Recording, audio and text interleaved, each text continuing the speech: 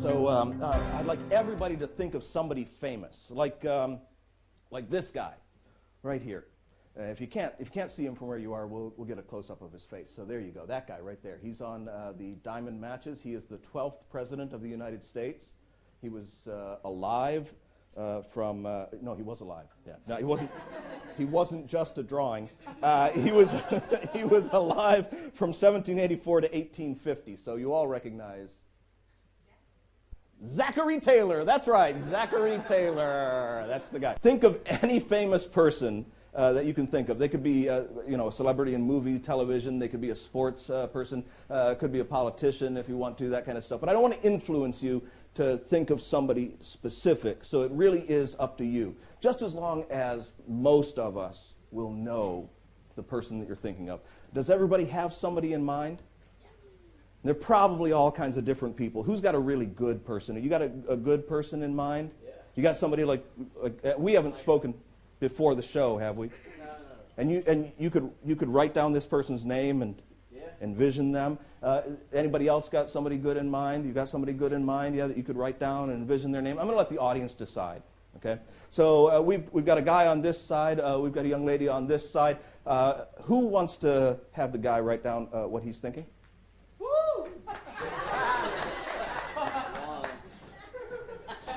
So sorry, thanks for participating. Even I wasn't hoping for you. So let's, who wants to have the young lady write down what she's thinking? Oh, yeah! Hey, what's your name? Come on up here. I'm Michelle. Michelle, pleasure to meet you. I'm Dan. You can stand right there. Let me give you a pen, Michelle. And Michelle, just to make sure that I don't see what you are writing down, we're going to tear the cover off of this matchbook. There's Zachary Taylor. He's Zachary Taylor. Yeah. And then I want you to write down the name of the person that you're thinking of right on that matchbook cover. Okay? And we'll wait for that because there's nothing else to do. Done? Okay. Cap that marker and I'll take this back. Yeah. All right. And to make sure that I don't sneak a peek at it, I'm going to just slip it behind the matches like that so there's no way that I can look at it. I'll take the pen back. Okay.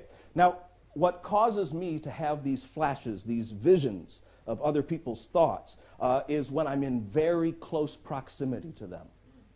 Very, very close.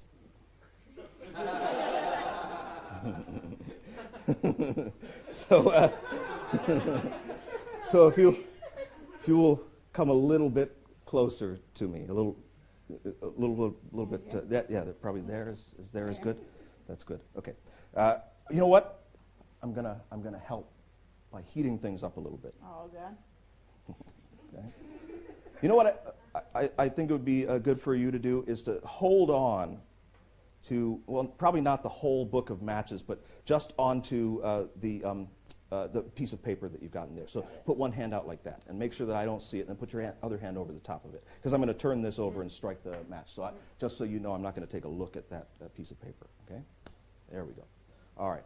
What I'd like you to do is I'd like you to think about this person as you watch that flame between the two of us. Okay? Good.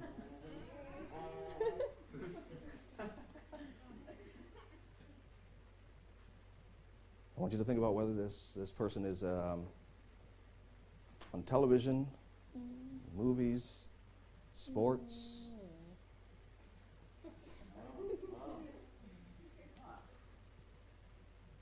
Ow. It's not Paris Hilton, otherwise I would say that was hot.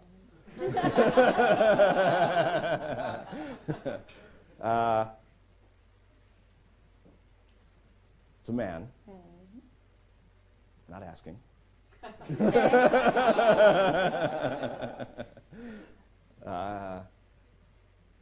It's almost like he's got two names, because I'm getting two first names.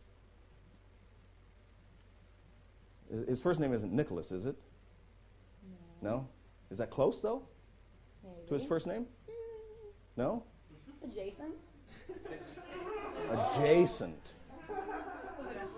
Adjacent. No, it's all right. It's all right. Okay. It's all right. We're going to have to try another technique. My favorite technique.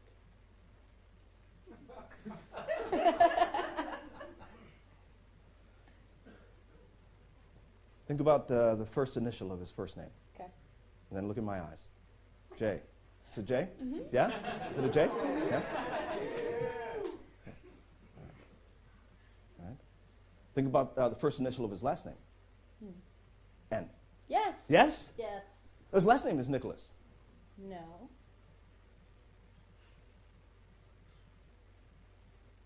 Am I seeing a golf club? Is that right? Maybe. Oh, you're thinking of, okay, so it's not a Nicholas in the way we would normally think of it. It's Jack Nicholas. Is that who you're thinking of? No. No? Ah, Nicholson. Yeah. Yeah, that was the problem. Big round of applause for it. Thanks so much for helping. Well, here is a very simple way to peek at a little bit of information. And it's done with the matchbook itself. So what I think is important in this particular performance is justifying using a book of matches. So that's why I was really happy when I found these presidential matches, which I don't know if they're still available. They're manufactured by Diamond. It's possible you could find these. But you can also find lots of other matchbooks that have something on them. Like, you know, if it comes from a particular business, like a hotel or something like that, then you might have a city on it. So what you're going to do is you're going to tie in what's on the matchbook to what the person's going to write. So if I had one that was, say, from a casino in Las Vegas, I would ask for somebody who's been to Las Vegas. I'd ask if they've been to this casino on these matchbooks. And then I'd say, but I want you to think of a different casino. It doesn't have to be your favorite, but any casino in Las Vegas at all, just not this one. So now they've got that in mind, and that's what they're going to write down. So you see, you tie it in. Because you have to use the matches for the peak, because the matchbook has been gimmicked. Now, this is the one that I used in the performance, and it's easy to show you the way it's gimmicked. On the back here, there has been a shape cut into the cover. In the write-up of this was originally rectangular, but I have found with every time that you're going to slip something into a window, if you just curve it like this, then you avoid all of the problems of running into those corners. In this case, it'll go in nice and smooth, and you don't have to worry about anything. So a slight curve at the top, straight down on the sides, and that's all hidden behind the matches. So that if I were to lift up the matches like this, you can barely see it there, but from the spectator's perspective, you just lift it up and you slip in the cover, and it looks like nothing's happened. And you can show the back of the matches quickly as you're doing this. So basically what happens is, you're going to tear off the cover of the matchbook like I did in the performance. That's the gimmicked one. And you don't make a big deal out of showing it. They shouldn't know that there's anything special about it. And let's say that they write down, in this case, I'm going to write down the name of a casino, like that, and they've got it held down like this. So all you're going to do is you're going to slip it behind the matches, and it goes into that little cutout. And then you hold it like this, and in gesturing, you just turn it a little bit, and you can read what it is. So here's what I'm reading. So I can immediately see it's the flamingo. Now, if you have any trouble with where they write things, like you saw in the performance, because I had a little trouble with where it was, I couldn't see every part of it, so it wasn't 100% sure, you can pull this out and spin it around as though on an afterthought you want to make a gesture.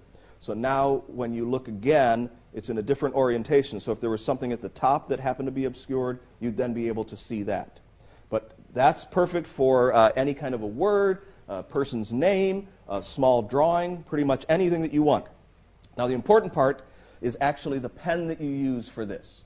Do not use a pencil, because especially if you've got this kind of matchbook cover that is brown cardboard, because pencil on here just doesn't show up.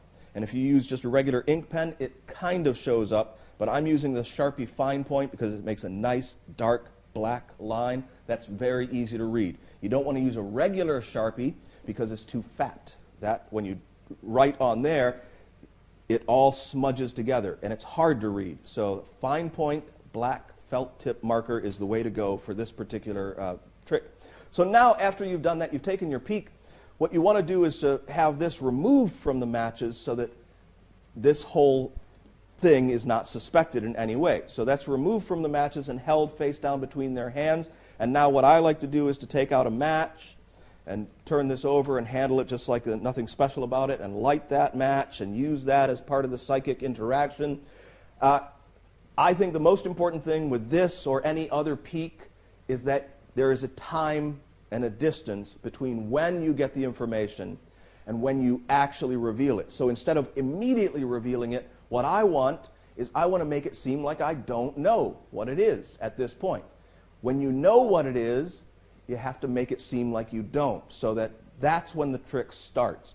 And I found an easy way to do that, especially with people's names, is to think of a similar name, or to think of somebody, that has the same first name and a different last name or something like that, and start to reveal one that's close to what's on there, so that you sort of get a hit.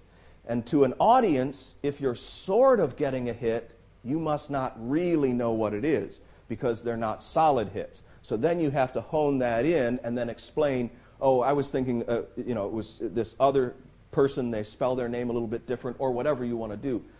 That makes the whole thing seem much more impressive when you actually go for the revelation. I've also found that it's more effective, especially when you're working with something like the name of a hotel or a city or a person's name, that you don't reveal the whole thing, that you just have the spectator think of one initial, the first initial of their first name, and then you just reveal that, and that's it. Because now you get a surprise from them at a solid, very focused hit. Then at that point, then you can reveal the whole thing, and that brings it to its successful conclusion. So, an interesting way to get a quick peek at information. Evan, what I've brought with me are some crayons, okay, in various colors, obviously, and you get to select one of those crayons. I don't want you to necessarily be drawn to your favorite color. You can pick any one of those crayons that you want. It's entirely up to you. Which crayon would you like? Green. Well, take it out. Just pull it right out. And you're sure about that, because you can switch it for another one if you'd like to. Yeah, you're happy with the green one? All right, because, Evan, that actually tells us a lot about you. No, people who pick the color green, they're actually kind of natural kind of people. They're also easily influenced by other people's apparel. You may have noticed I'm actually wearing a green tie. Did that influence your decision in any way? They also will say that they're independent, when in fact they typically just go along with things because they're kind of easygoing, right? Come up here and take a look at that piece of paper. Now, do you have any artistic skill whatsoever? So much. All right. Here, I'm going to make this easy for you by getting out of your way. What I want you to do is to think of any animal, but I don't want you to think of an animal that's easy. Okay? Don't think of something that people would normally keep as a pet. Think of something that's a little unusual. Slightly off. Something you see in a zoo or the jungle or something like that. Not an imaginary animal, a real animal, but something that you wouldn't commonly see in someone's home. You got the idea? I suppose. Yeah? You got an animal in mind? I got an animal. Draw that for us. How do I go about this? So far, so good. It looks, no, I can't tell what you're doing because you haven't done anything. All right, so the animal has a smiley, no, the animal is a rectangle. The animal is that a leg? 2 legs, it's 2 legs, okay, all right. So, all right, very, very straight legs. The animal has no knees. It's a table. That's what it is. Now, you see a table in people's houses, by the way. That's pretty common. Okay. Yeah, a body and 4 legs. So at this point, we don't know. We have no clue what it's going to be. And then I'm not even going to guess what that is. Is that the front or the back of the animal? It's the tail. It's the tail, okay. It wouldn't be a bad front. Yeah, so it has a tail. And, a hump. I think and a long neck. I think we're starting to get an idea of what this might be. Yeah. I'm trying to make this, little meaty, cute lips. that they have. Looks like a dinosaur. Yeah, all right. It does look like a dinosaur, but it is not a dinosaur. All right, I'm going to guess, right? I am going to guess that Asian art, yeah. Camel. I'm going to guess it's a camel. That was my I guess, yes, that's my guess. I'm going to guess it's a camel. It could be a dromedary, but I think, what is that, 2? Or a camel's 2 and dromedary is 1? But we're going to go with camel because we all recognize them as a camel. Now, believe it or not, in this box, I have an animal. There's not a live animal, a little toy animal in that box. Guess what animal's in the box? No, that would be way too freaky. No. That's my power animal. Yeah, it is. Yeah, this now is yours. If you didn't have one to begin with, this is what this whole experience was about: is to decide, to figure out what your power animal is, and yours is a green camel. They don't die. They're pretty solid. No, that's good. It's good. It's like everything I said about the easygoing and that kind of stuff, but, you're also able to withstand extreme heat. But in here is my power animal. You can take it out. Let's pull it out of there. Yep. That is a walrus. I am the walrus. You got it. But in addition to the walrus, there's also a crumpled up piece of paper in there. Yeah. Here, you take that. I will take the camel. Or no, you take that. I will take the walrus back. And you can keep this camel too. But what I want you to do is open up that crumpled piece of paper, and before you say anything about it, I want you to tell everybody what color the writing is. Green. Can you read what it says? Camel. There you go. Thanks very much. Okay, the title of this particular trick, Message from Hades, implies that there might be some fire or flames involved. And actually, in the original one, there was. It was a flash paper-based trick. But the core of it is a pocket writing idea. In the original one, someone would pick a color and then pick a card, and then little balls of paper were shown, and all of them except one were able to burst into flames, and then that one was opened up, and their card was written in that color. Now, it involves pocket writing, so I wanted to not have my pocket filled with a bunch of different colors. We've actually done that in a previous lesson, so you could go back and look at some of the other mentalism, and I had really the same method where I had 4 different colors in my pocket, and whatever color somebody named, I used that one to write with. To do that, you have to distinctly be able to feel the different colors in your pocket, so you have to use some ways to indicate that on the tiny crayons or pencils that you use. I wanted to change that so that I could access the right color before I went into my pocket in a natural way. And that's why I came up with using this little index here on a crayon box. Now, this one is very, very crude. It's a working prototype, but it gives you the basic idea. There is in here a little piece of foam that has these notches cut into it, and you can take a short piece of crayon and insert it underneath the little notch like that, and it will hold it in place. Now, the reason that the rubber band is around there is to add a little extra pressure on it, because this cardboard can have a tendency to bow out, and the central crayons could become a little bit loose. But that just helps hold it in place. Now, if you were to do this all the time, you would want to design a more solid index first, maybe make it out of metal with that foam in it, and then insert that into the box. That would hold all the crayons securely. But for our purposes, this shows it pretty well. So those crayons are put in like that. All of them are stacked up in the index, however many you want, as long as the tips of them don't interfere with the crayons that go into the box. Now, you really can't use that many different colors anyway, because you have to be able to differentiate from them, and they have to be able to be seen. So you don't want to use yellow or any light colors. You certainly don't want to use a black crayon, because it's just not as interesting as the colors. So you're going to have a selection of 4 or 5 colors anyway that are just in the box like this. But you can see how just bringing out the box and having your hand here allows you to hold it in a normal way and show the crayons and have one of them selected. So from the front, nothing can be seen. As soon as the spectator takes whatever crayon they want, let's use the red one in this case, all you do is start them visualizing whatever it is that you're going to have them visualize, and then they're going to draw something or they're going to write something. And while they're doing that, all you're doing is you can push the other crayons out of the way and pull the one that you need into your fingers and then just set the box down. And now you can use that little nub of that crayon to write something in your pocket.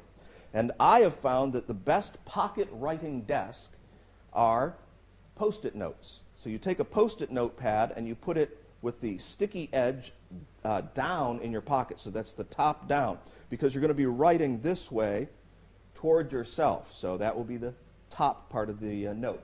Not terribly critical, but it also makes it easy for you to tear it off.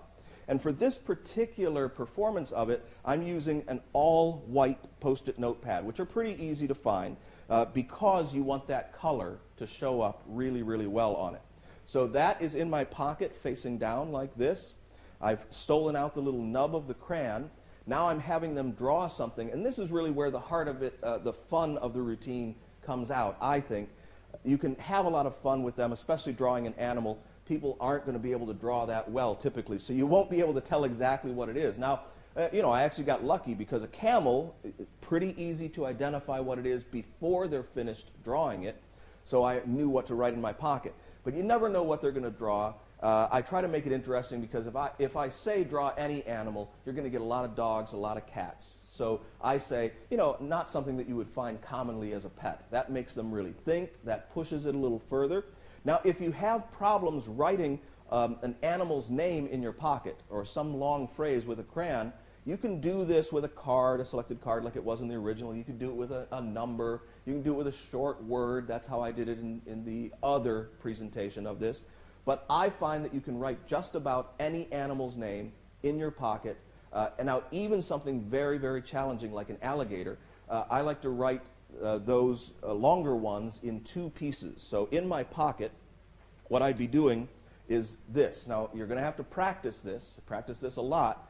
But if I were to write alligator, I would start up near the top, and I would do it like this. And I'll do it as much as I can while I'm watching you. So I'm going to go alle, like that, put a dash, then go down here and write gator, like this. Now I'm going to drop this in my pocket and peel that off while I'm still talking to them, and then crumple it up in my hand, and that's all while it's still in my pocket. Okay, so pocket writing is, it's a tough skill to acquire, but you've also got to remember that they know what they said, so as long as it looks pretty close, they'll know it's the same thing. So now I've got this crumpled up with the animal they selected in the color that they selected, and then the other addition that I added to it was to use this box, which contains a little animal. Now, it can be any animal you want. If you want to, you can make this animal one that comes up a lot. Let's say you do this performance a lot in your shows, and you find that a lot of people are picking the same animal over and over again. You can go for a hit with that. I just use a walrus. Maybe someday somebody will choose walrus and try to draw it. It's highly unlikely.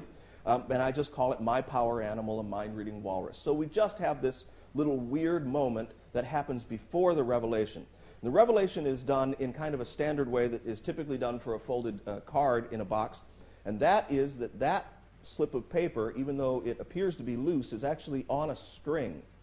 So there's a little string behind it, and back here you can see how it's attached. There's a tiny hole that's been drilled in the corner of the box, and then in this case I use a thread that is sort of wood-colored, so it's a kind of a yellowish, light yellowish brown, and that way it's not terribly noticeable.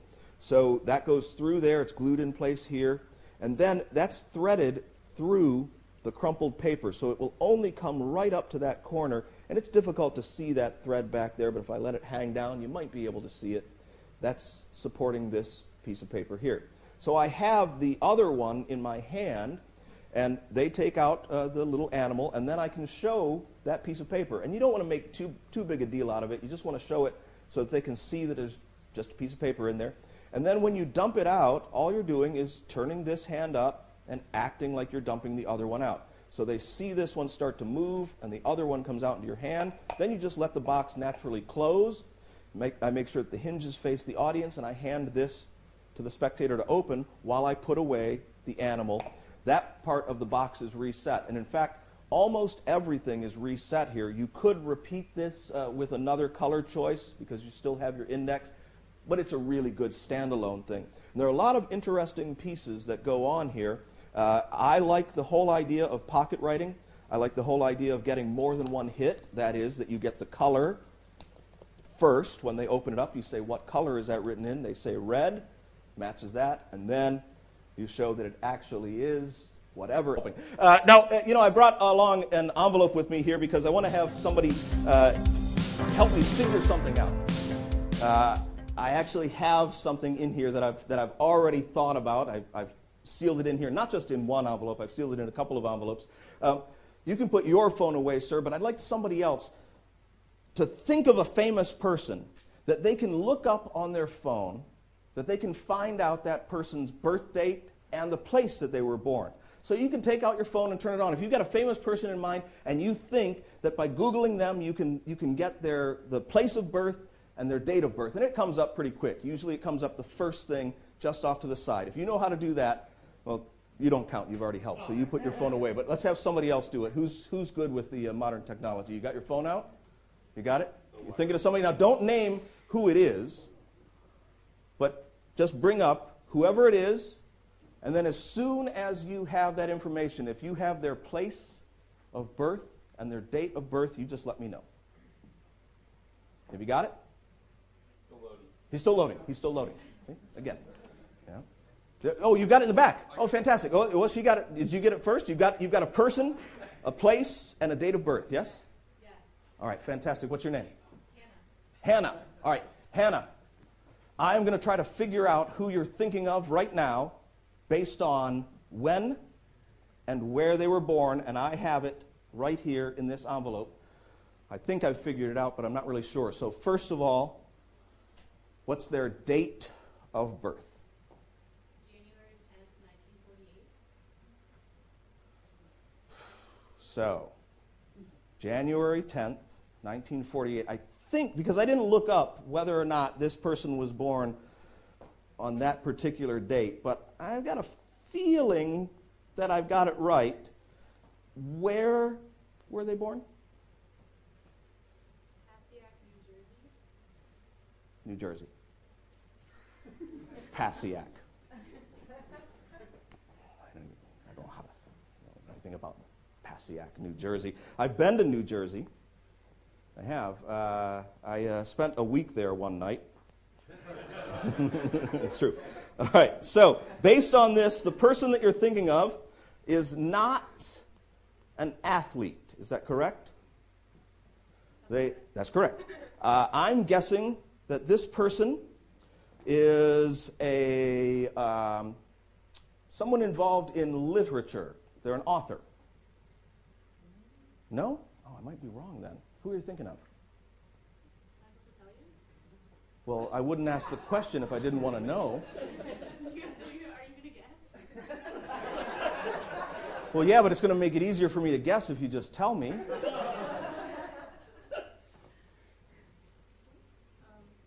Donald Fagen, also known as Steely Dan. Ah, yeah, I should have known that. Yeah. I definitely. No, it's Donald Fagen. He's the guy that put together Steely Dan. How old are you? Who said that? Yeah, because you may not actually know him, but I have something in this envelope. And what was your name again? Hannah. Let's give Hannah a big round of applause as she comes up here. Come on up. Yeah, Hannah, just come right around the side. Come on up here.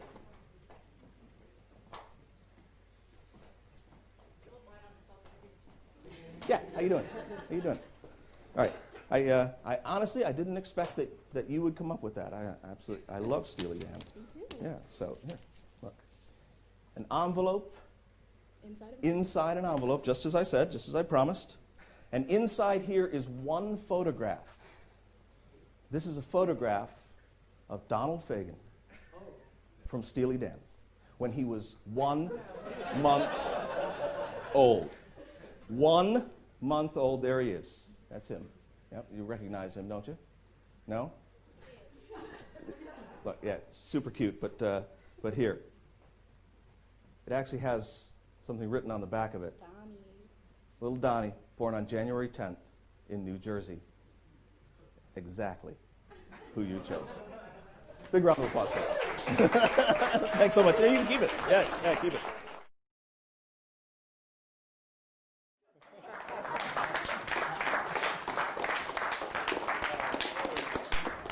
Ah, yes, the thumb writer. Now, if you hadn't figured out that this is done with a thumb writer, well, then you probably weren't really paying attention to the presentation, because I think it's obvious that it's done by writing with your thumb. And the reason that I left it the way that it is because this is extremely close to the original, where you're writing a whole lot of information under fire. And I've got to tell you, I'm pretty good with a thumb writer. In fact, I consider myself good enough to get away with this, kind of. But I would never, ever want to write as much information as is required for this effect. So I'm going to tell you, how to pare this down to make it a little bit easier. But in the original description of the effect, you were writing down a year, a place, and a person's name. And that's all we're doing here, too, is a date, a place, and a name. In the original one, they didn't have any relationship to one another. But as I started to think about it, it just makes sense that the person and the date should have something to do with one another, and that place should be important, too. So it sort of seemed like a natural way to go with our old friend, the baby gag.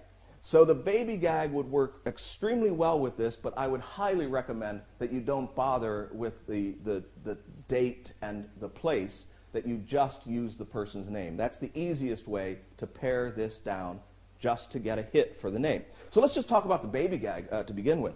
Obviously, you want to be able to write on these for this particular presentation, so these have to be on cardstock. So they're printed out on photograph paper, and then they're glued onto poster board and then cut apart. And these are done 4 up on a single sheet of photo paper, so it makes it easy for you to cut it out.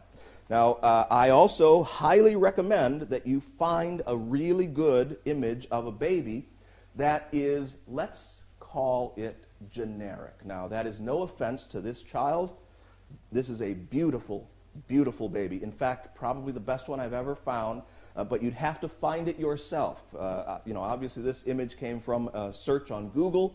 You got to look through a whole lot of images of babies. What you want are babies that are about 1 month old, and you want a large, high-resolution image. So that gets you started.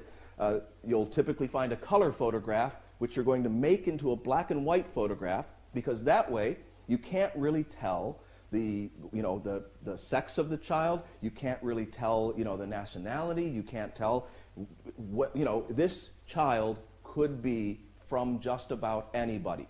I also like the size as a 4x5 as opposed to an 8x10, because from a distance you can tell that's a baby, but you can't tell that much about the details. And that's important because it's got to stand in for anybody that the spectator names. The other thing that I like to do is to use these scissors. These are craft scissors that cut a decorative edge. And this is completely optional, but after you cut these out, then you take those scissors and you cut a nice decorative edge on it like this. Now, one of the reasons why I like this is because a long time ago, when photographs used to be printed in a darkroom, they would often have these decorative edges on them. And that way, if somebody names somebody that was born a long time ago, like the early 1900s, then this will look absolutely right. All the way up through 1960, you would still see these all the time. So typically you're going to get that kind of range.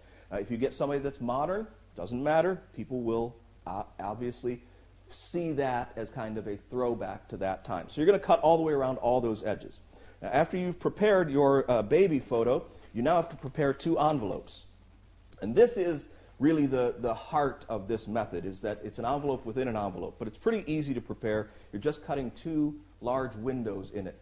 Now, a big deal was made up in the write-up about the shape of the window, but it absolutely has nothing whatsoever to do with the effect. So what I do is I cut the biggest window possible. It's a rectangle with rounded corners. Rounded corners are very important.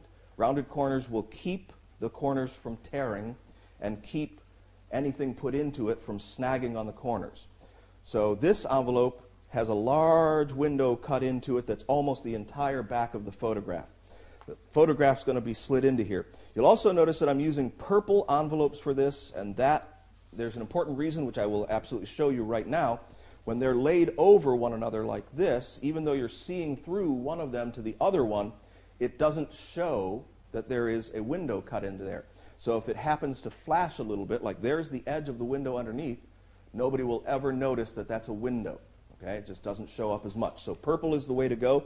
It's even better than black. So this goes in here, like that. That gets closed. There's the exposed back of it. And then it's slid into here so that those 2 windows match up in the back, and then it's closed as well. Now, after you've done that, you are going to write using your thumb writer, and I'm using this particular style of thumb writer, and I like the larger tip on it. This is, the grease pencil, and this looks a lot more, it's a lot more bold on stage. People can see it. It looks a lot more like a Sharpie marker, so I actually prefer this, but you can use whichever one you're comfortable with. So you're going to write something on here that you're going to then fill in the other part of it. So if you're going to make this just the baby gag and not worry about the year and the place, then all you have to write is,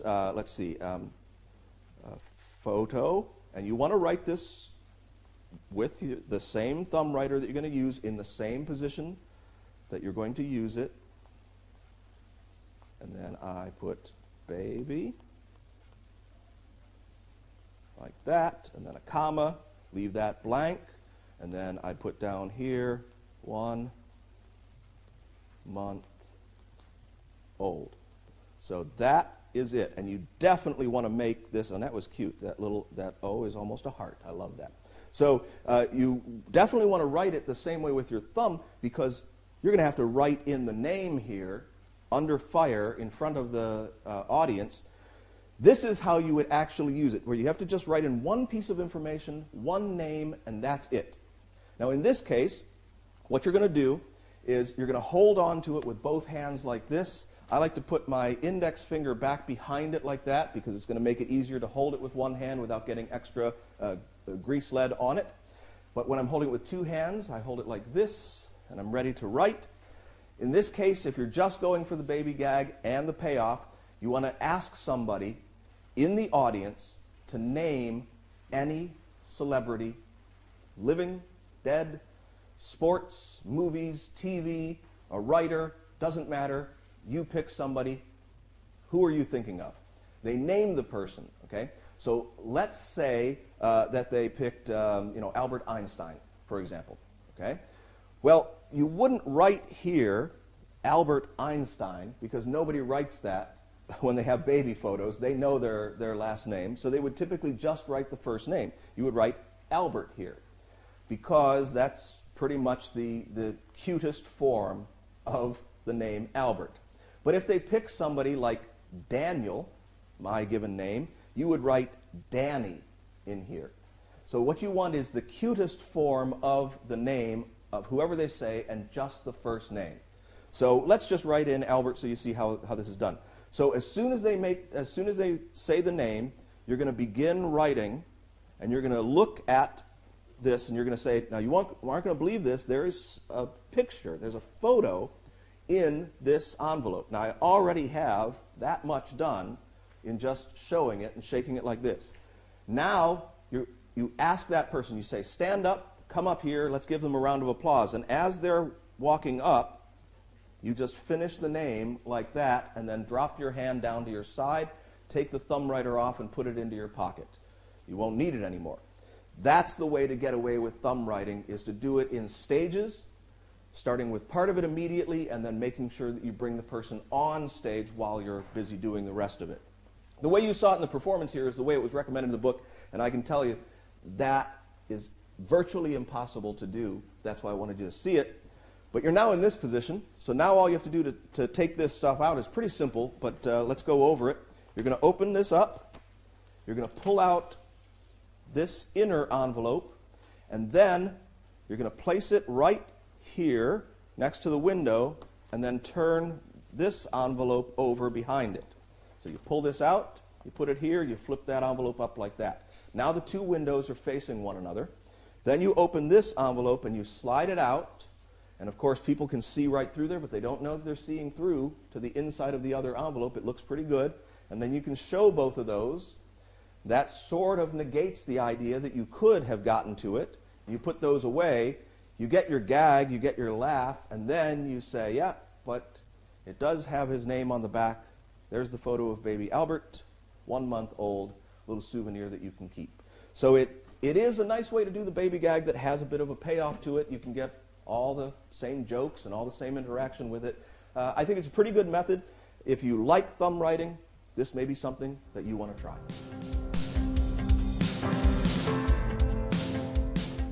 Last week, I spoke with one of our regulars before the show. We were out in the lobby there, and I gave him something to bring tonight. It's Basilio. If you've been here on a regular basis, Basilio is often right there in the front row. It's almost his seat. And he has with him an envelope. May I see it? Okay, this envelope has the date that we spoke right there. That was last week. His name written across the seal there. It has remained sealed the whole time. That's his signature, BS. And right here, he put a smiley face on it as well. Let's see. I'm going to hang it up here, but I'm not sure which side we should display prominently for everybody. Should it be the signature and the smiley face, or should it be the date and his name? What do you guys think? Well, see, now we've got to take a vote, because I heard. Okay, so who wants the date and his name? Just a round of applause, show of hands, whatever you prefer. Show of hands is what we want tonight. Okay, that's good. That's exactly half the audience. And then if anybody wants to change their mind, who wants the signature and the smiley face? Anybody want to? Okay, so there were a lot of people that did not commit to anything at all. So that was a quarter of the audience that wants that side. So most everybody wants the other side. Would you do me a favor and just hold on to that for just a moment? I need a little bit more height here. That's the problem. Okay, yeah, terrific. We're going to display this side of it with the date that it happened and his name. Now, interestingly enough, he has no idea what's inside that envelope. Well, he actually has more idea than you guys do, but he doesn't know what's inside the envelope, inside that envelope. I would like any person in the audience who has a cell phone with them to take out that cell phone and turn it on now. That's pretty much everybody, right? Yeah. Now, normally in the show, we tell you to keep the cell phones off. Now, if anybody calls you right now, that's okay too, but don't check your messages. But you can take as many photos of me as you'd like. Everybody that's got a cell phone, hold them up. Like that. That's terrific. Now, if I choose somebody, you're not going to think it's random. So here's what's going to happen. Okay? Oh, good. You helped me before with the envelope. What's your name? Knapsack. Now, don't worry, Knapsack, because you already helped me. All you're going to do is to point to somebody else who has a cell phone. They're going to point to another person with a cell phone. They're going to point to another person. That's 3 people pointing. And that last person with the cell phone is who we're going to use. So point to somebody that has a cell phone. Hold your cell phones up. Knapsack is going to point to somebody. So it's that young lady there. Point to somebody else who's got a cell phone. Yeah, whoever. Not right next to you, further over. Who is it? Who are you pointing to? First phone you can see after the camera. Is it this gentleman here with the white shirt? Yep, okay, great. And then you, sir, point to one other person, whoever this is, that's who we're going to use. It's the young kid in front. Oh my gosh, thank you so much. Everybody else, turn your phones off. We've chosen a master of technology. I'm so happy, because if we had used the old guy, it would take forever. Okay, so what's your name? Don't worry, sir. I'm probably older than you are. I just look better. So, all right. So here's it's mostly makeup and hair gel. So don't worry. What's your name? Zach. Zach, you've got your phone. Your phone is on. Yes, right? Did you put it away and turn it off, or did you just put it away? It's on. It's on. Okay, here, Zach. Here's what's going to happen. Has anything been happening in the news lately that's caught your interest? I mean, Yeah. Like what kinds of stuff? What kind of stuff are you interested in when you read news? When you read news on your phone there, what kind of news do you read? What do you keep up on as far as current events go? Like sports news, okay? All right? No way I could have known that we were going to end up with a sports guy. Could have been somebody that's into cooking. Could have been somebody that's into theater or movies, something like that. Sports. I want you to look at your news feed right now and pick the top story. Top story. Ready? Do it now. Zach. Zach. Is that Z-A-C-K? Zach? no, H. It's all right. It's all right. There you go.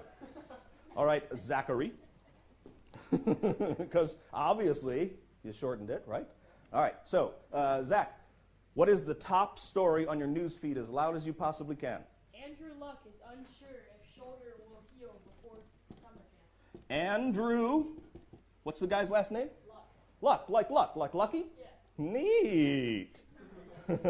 And he is unsure? Yeah. Unsure if shoulder, that's a tough one to spell when your board's moving. Shoulder will heal. Yeah. Yep, right? In time for? In time For camp.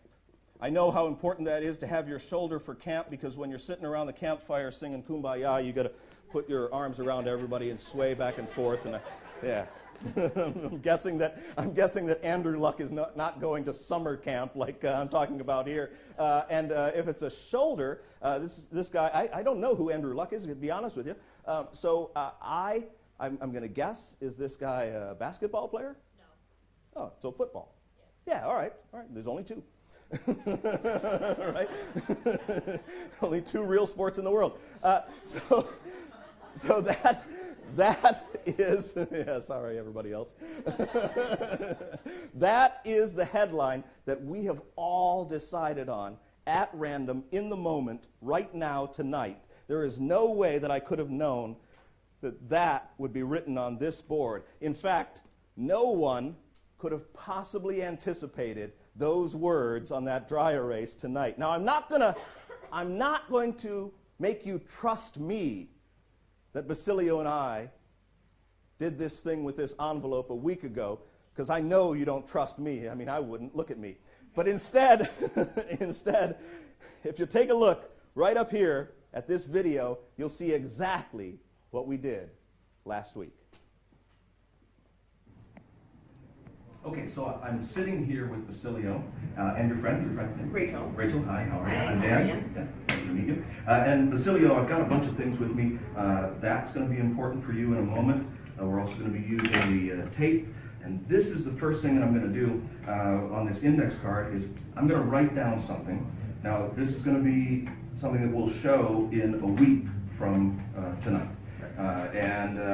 What is the date today? Is it the 6th? June 6th. That's right. Okay. So I'm going to write down today's date on this first. So June 6th, 2017. Okay. And then the rest of this you're not allowed to see.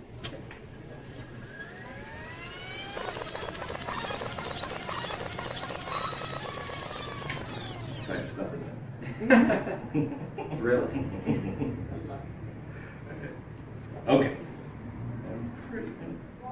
I'm going to have to go with that because I don't have another card, so I'm pretty sure that's close. Here's the deal. That writing gets sealed into this index card so that no one can see it. And then, while I'm doing that, check that envelope for me. Just an envelope, yeah. Right? That's important. And then seal that card all the way up, seal all the way around the edges. Right? Yeah. Okay. You just slip it right into the envelope there. Awesome. Would you mind sealing it? And again, just an envelope. You can check it if you want to. Okay, you drop that in there. All right, same thing, just seal that one up however you'd like to. If you want to use the clasp, you can. Okay. I'm also going to put a little tape on it as well. Perfect. We'll tape right over it. Like that. Now, your part, really important. Just write your name right across there to make sure that it stays sealed. So that won't change. And you can come in a little bit closer to see exactly what he's doing. This is going to be the same envelope that we'll be using next week. And then put today's date, which is June 6th. 17. Terrific. Now turn it over to the other side. That's perfect. And then sign it so you've got your signature as well. So that no one could duplicate it. Now, if you want to, you can also add something else to it. Something to personalize, like a little drawing, another word or whatever, just to make sure that everybody knows that's the same envelope and nothing's been tampered with. Okay, terrific. To make it even more certain, you're going to take this envelope with you, and you're going to keep it until next week. Got it. So this has to stay in your possession the whole time. Don't let anybody tamper with it. Don't let anybody open it up. Don't let anybody change what you've done on the outside at all. So keep it as safe as you possibly can. Wherever you want to. You can hide it away, but don't forget about it. When you come to the show next week, bring that with you, and we'll see what happens. All right, so that envelope is hanging right up here. Zach has chosen a headline at random. Zach, come on up here. You can stand right there next to that headline that you have chosen. That was yours, and yours alone. Do you have a loud speaking voice like me? I guess. All right, good enough. Yep, good enough. All right, so for the first time, I have ripped through Basilio's name to seal the envelope. Deep down inside is that envelope that he sealed himself a week ago. Go ahead and open up for the first time the orange envelope. You can tear it. Just be careful not to tear the index card inside. Yeah, he's full of moisture, that Basilio. All right? Fantastic. Index card taped all the way around.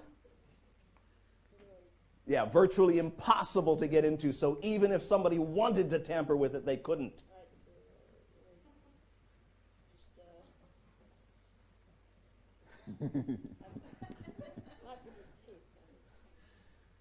Be very, very careful when you open it.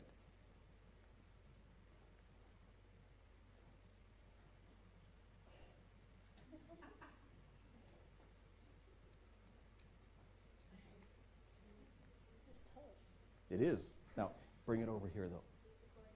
Bring it right here. Okay? You're going to stand right there. When you open up that card, be very careful when you open. You'll see what I wrote 1 week ago today, right there. Now, I'm going to have you turn it around. I mean, we'll get a close-up of it, but I'm going to have you turn it around. And as loud as you possibly can, you read out exactly what it says. Start right up there. June 6, 2017, I think the headline will be something like, "A lucky shoulder may heal in time for camp."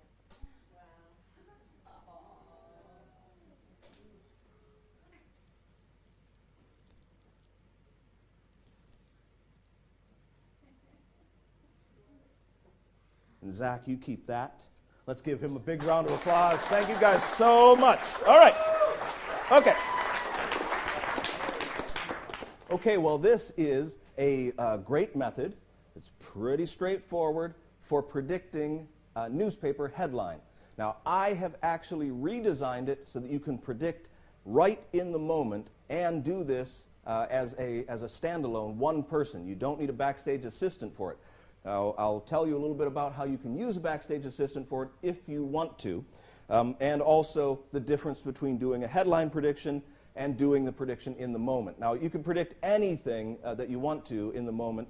I've just decided to use whatever today's headlines were, looked up by somebody at random. using whatever subject they wanted to use, which I think is a great presentation for the modern world.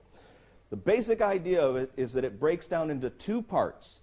You have the part where you prepare the envelope in advance with someone, and they bring it to the show. Then you have the part that you do in the show.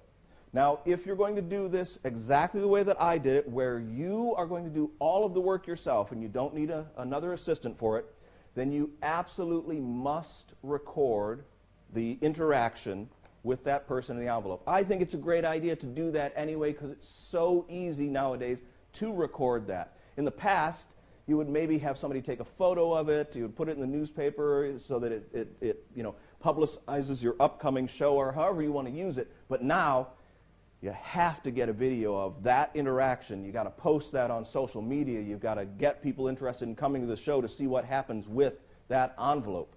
And then, during the show, you're going to show that video so that people are sure that you actually did what you said you did.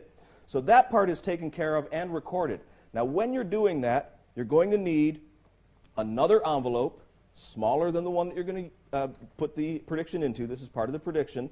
And I like to use one that's a lot smaller, and you'll see why. And you're going to need a note card to write on, and that should be so big that you have to fold it in half to put it in here. And then I tape it shut. You could do all kinds. You could staple it shut if you want to. You could just have it folded in half if you want to. But I like the idea that it's taped shut all the way around. Now, when you make that prediction a week or so in advance, make sure you're going to use the same pen that you're going to have with you on the night of the performance. All you do is you put today's date in front of the person, and you can let them see that, and then you apparently write a prediction. What you're actually writing is whatever you want to write, just as long as it takes a while to write it. So I usually write down, I think that the headline is going to be something along the lines of Dan Harlan gets this prediction right. That's all I write in there. They're never going to see that one. And you're going to fold that in half. You're going to tape it. You're going to put it into an envelope. You're going to have them seal it. Then that's going to go into the large envelope. That's going to be sealed. This is the one that gets signed and dated, not the smaller one. Because during the show, you're going to make a switch. So all I'm going to do is I'm going to clasp this envelope as though it's the one that we prepared a week ago, like that. So this is going to be brought up, and it's got something inside of it just like that. Now, during the night of the show, you're going to bring with you backstage the same stuff minus the larger envelope. You're going to pre-fold an index card. You're going to write on it the date from last week using the same pen. So whatever last week was. I don't know what last week was when you're watching this, so it doesn't really matter what the date is here. Let's just say June 20th, 2017. Seems so long ago, but that's going to be it right there. And it's written the same way that you wrote the date on the one that's in here. Then you're going to write as much of the prediction as you can before you make the prediction. So I think the headline will be something. I like to make it vague, something like, and then I leave the rest of that blank. So I think the headline will be something like, and then a colon there, and then we're going to write in the headline. Okay? So this is then prepared with 3 pieces of tape, that are put on it just like the card that you sealed earlier. But this one is pre-folded and the tape stuck in place, but it's left open. So that is prepared backstage. And next to it, you've got a matching envelope as to the one that's inside there. You've got your pen. Everything is ready. So this is sitting backstage. You now, during the performance, you talk about the envelope. You have the person give you that envelope. You show it, and then you clip it up somewhere high like this. Now, in the original presentation of this was put on a stand, on a display stand out here, and you would be loading that extra envelope from the stand. Now, modern performers are probably familiar with this method of loading, but if you're not, this is really the best way that there is. So you're going to take that envelope and you're going to clip it. So you need a chair because you're going to have to go up here, and then you're going to pull the chair away and put it backstage. For our purposes, I'm going to leave it here because I'm going to show you what I'm doing backstage. On the back of this chair, there is a holder. This one's made out of foam core. You can obviously make it out of anything that you want to. It is exactly the right size for that envelope to slip into the slot just like that. Okay? So that stays back behind the seat, the back of the chair. And this is a particularly good chair for this because it is exactly the right size. So, I mean, it works perfectly. So if you happen to find one that's like this, it's great. And, of course, if it matches in so that you can't even tell it, even if you were to look at it, you wouldn't know that that was anything too suspicious, that's even better. So all I'm doing is, after that's clipped up there, then I go through the whole thing of having the person bring out their phone and look up the headline and all that kind of stuff, and then they say it, and I write it up on a whiteboard so that everybody can see what the headline is. And then I say, I don't want you to take my word for it. We actually did prepare this last week. Take a look at the video. Then when the video is playing, I've got 3.5 minutes that I can go backstage. And you want to make that video interaction as interesting as possible. Doesn't have to be 3 minutes. A couple of minutes is all you're going to need. And what you're going to do is write down something close to the headline. Now, that's your personal preference. If you want to write the headline exactly, word for word, you can. I always like it to be just a little bit off, but to be so specific that it has to be that same one. So think if you were really able to see into the future, you wouldn't be able to see it exactly. Now, that also avoids some of the problems of predicting disasters. I avoid that in lots of different ways because I have the person pick a subject they're interested in and look up the headline themselves. So you're unlikely to get any kind of a disaster or something like that. That if you could predict it exactly, you should have stopped it. Well, in this case, you can avoid that because they're going to pick sports or entertainment. I also suggest those. I suggest that kind of stuff. And typically, you're going to get some kind of not too negative headline, usually something positive if you can work it out. So whatever it happens to be, you're going to write it down here. So again, I'm just going to put this down. Okay, so let's say that I made the news, right? Dan, Harlan. You know, I did make the news once. That would have been a heck of a good thing for me to predict because then I could have avoided it. But I'm going to put a nice one down here. Dan, Harlan, fools, Penn and Teller. Okay? And I never would have predicted that one. So there we go. That's going to be the headline. And I'm backstage writing that while the audience is watching a video. Then all I'm doing is carefully sealing up this card, slipping it into there, lightly sealing it so that it has time to dry, because that will dry in about 30 seconds or so, and then slipping it in to the slot on the back of the chair.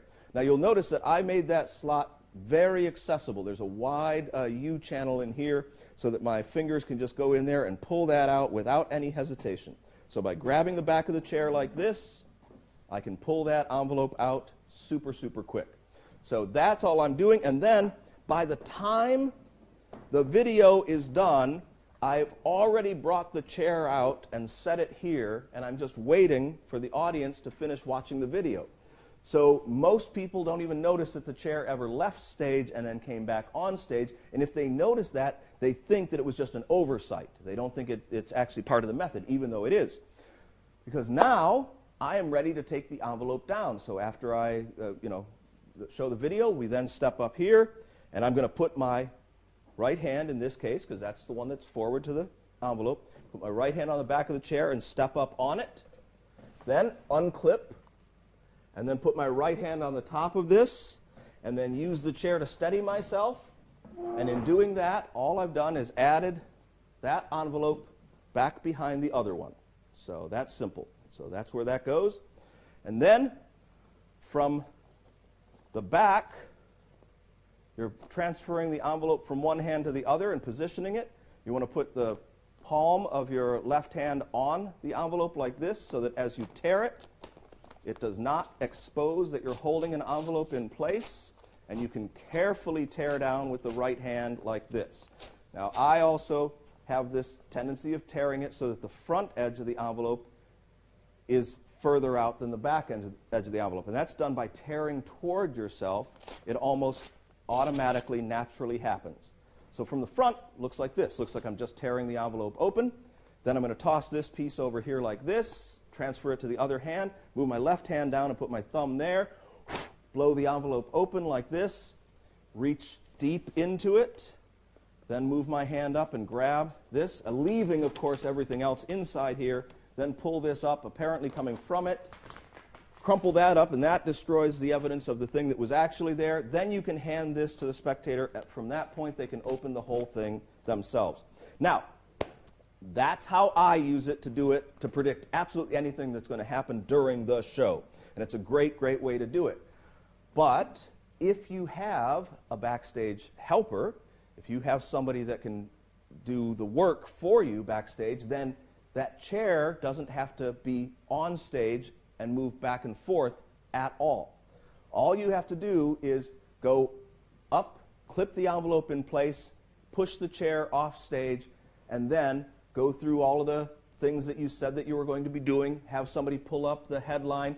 You don't have to show the video. You can just say that it's been there the whole time. Your backstage helper writes the information down, loads it into the chair, and then as you're talking to the people, pushes the chair back out and sets it for you. Again, everybody's going to think that was just an oversight, and you've just got a stagehand or a helper coming out to put that in the right place. Now, for that, you can use the distraction of when you're picking somebody to come up with the headline. As soon as they decide on what it is, backstage person writes it while you're writing it on the board. That person comes up. Then you go over and pull it off of the clip and have them open it up. So you can be on stage the whole time and you don't have to show that video. Or another great way to do it is a regular headline prediction. Now, I've stopped doing those from the printed page just because I think it's more exciting to do it live for the audience. So if you use this as a standard headline prediction, even easier. At the beginning of the show, you already know what the day's headlines are for whatever newspaper it is that you're going to be using. So you have already written it down. You've already loaded it into the chair. The chair is sitting there the whole time with today's headline already loaded into that envelope. So when you start your show, you collect the signature one from the spectator. You clip it up there. Now you do your show, and then you say, some of you have heard that I was going to try to predict something, and we've got it up there for the whole show. Then at the end of the show, you go up, you take it off, you do the load, you tear it open, and you show that you were correct the whole time that you predicted that day's headline a week in advance. Gives you lots of options, but I think the best thing is using that chair load instead of any kind of a stand that looks a little bit more suspicious. The chair, you can get away with it every time.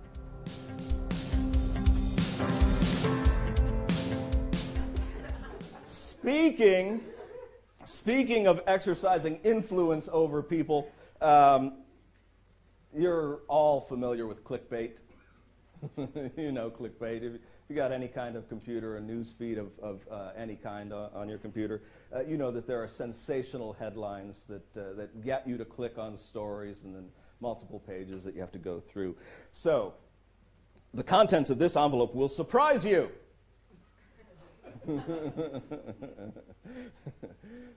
Who would like to look inside the envelope? Of course you would.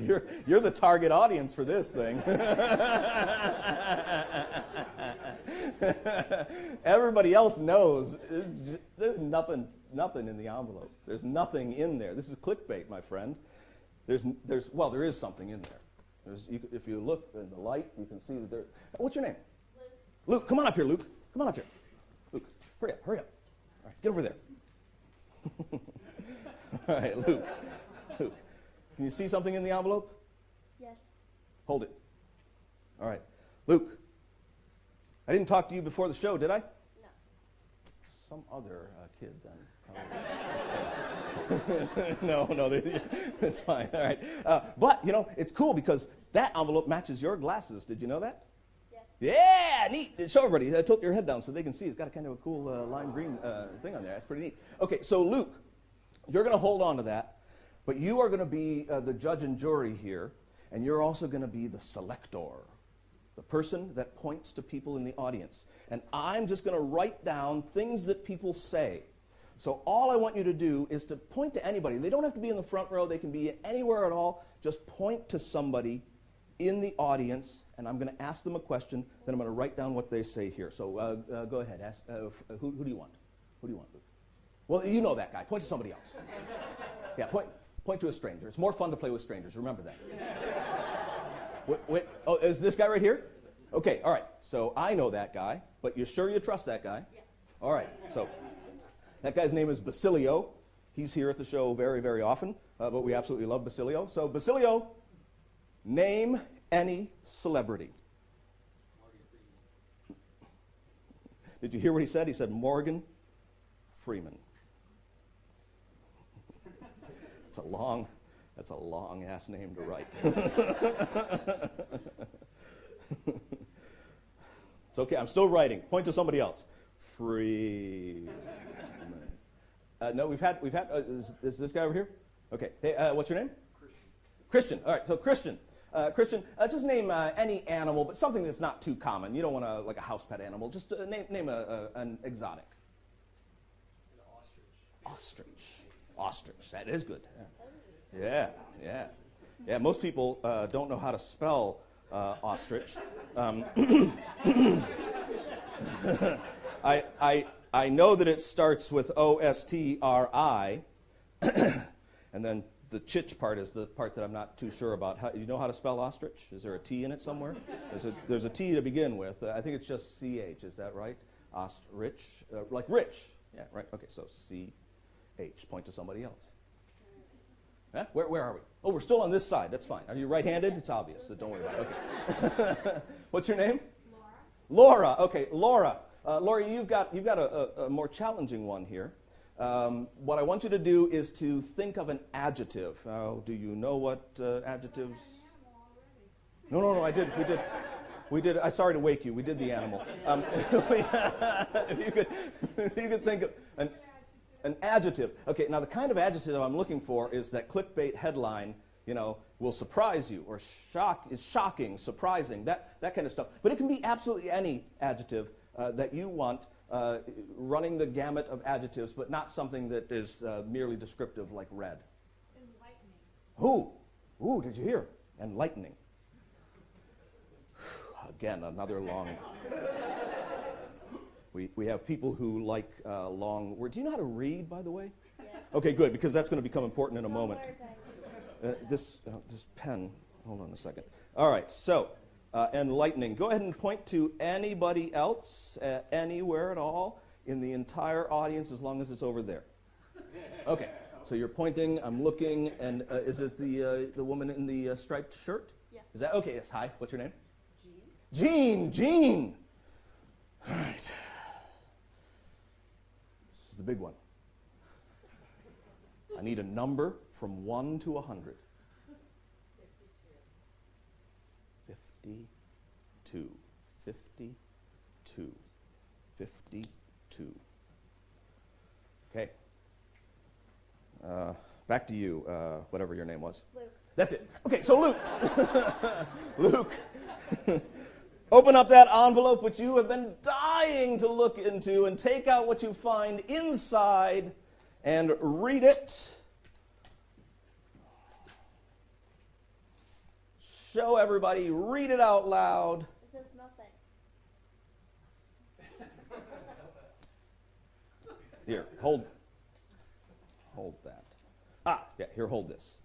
Okay? It looks like it's nothing. It's actually 2 cards that have been stuck together on their edges. You might not have noticed that. Okay? What you have to do is you have to push it like this. See, this is the thing. Clickbait only gets you so far. You have to look deeper, dig into what's actually going on.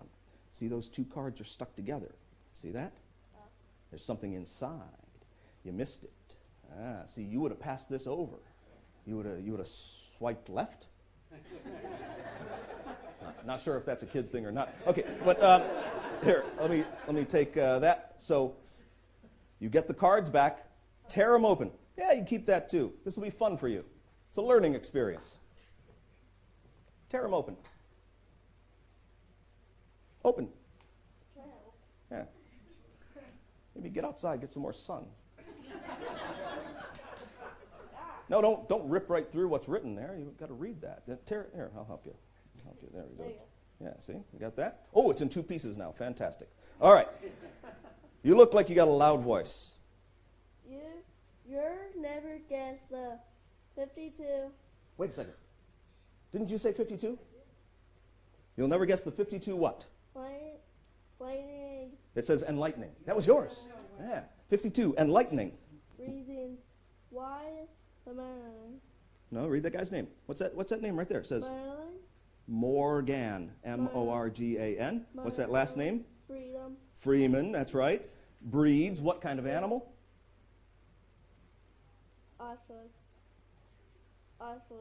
Ostriches. That's exactly right. Here, let's see so everybody can see it. That's exactly what it says. There you go, Luke. All that applause is for you. Thanks so much for helping.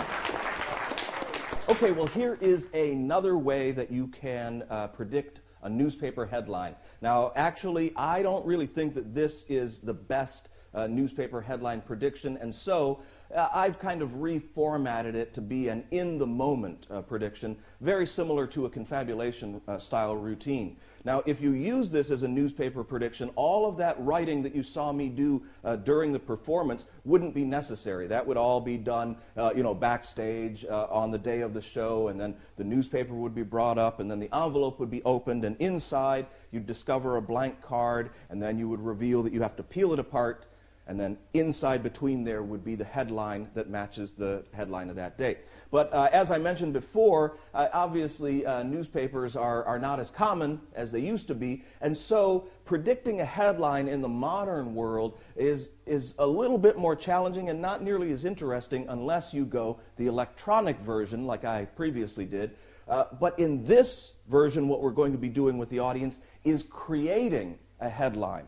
So it actually has that same kind of impact as though it's a real newspaper headline, but it might even go beyond that because we've done it right now in this moment, and yet it still matches.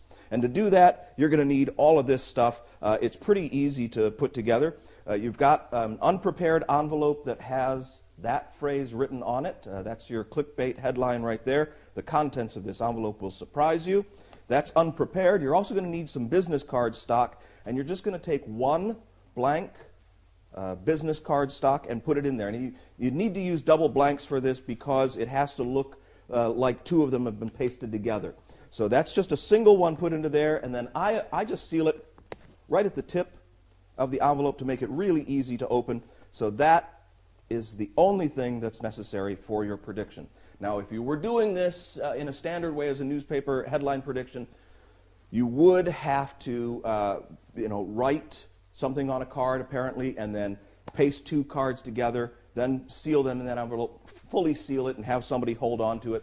But we've avoided all of that problem here by doing it this way.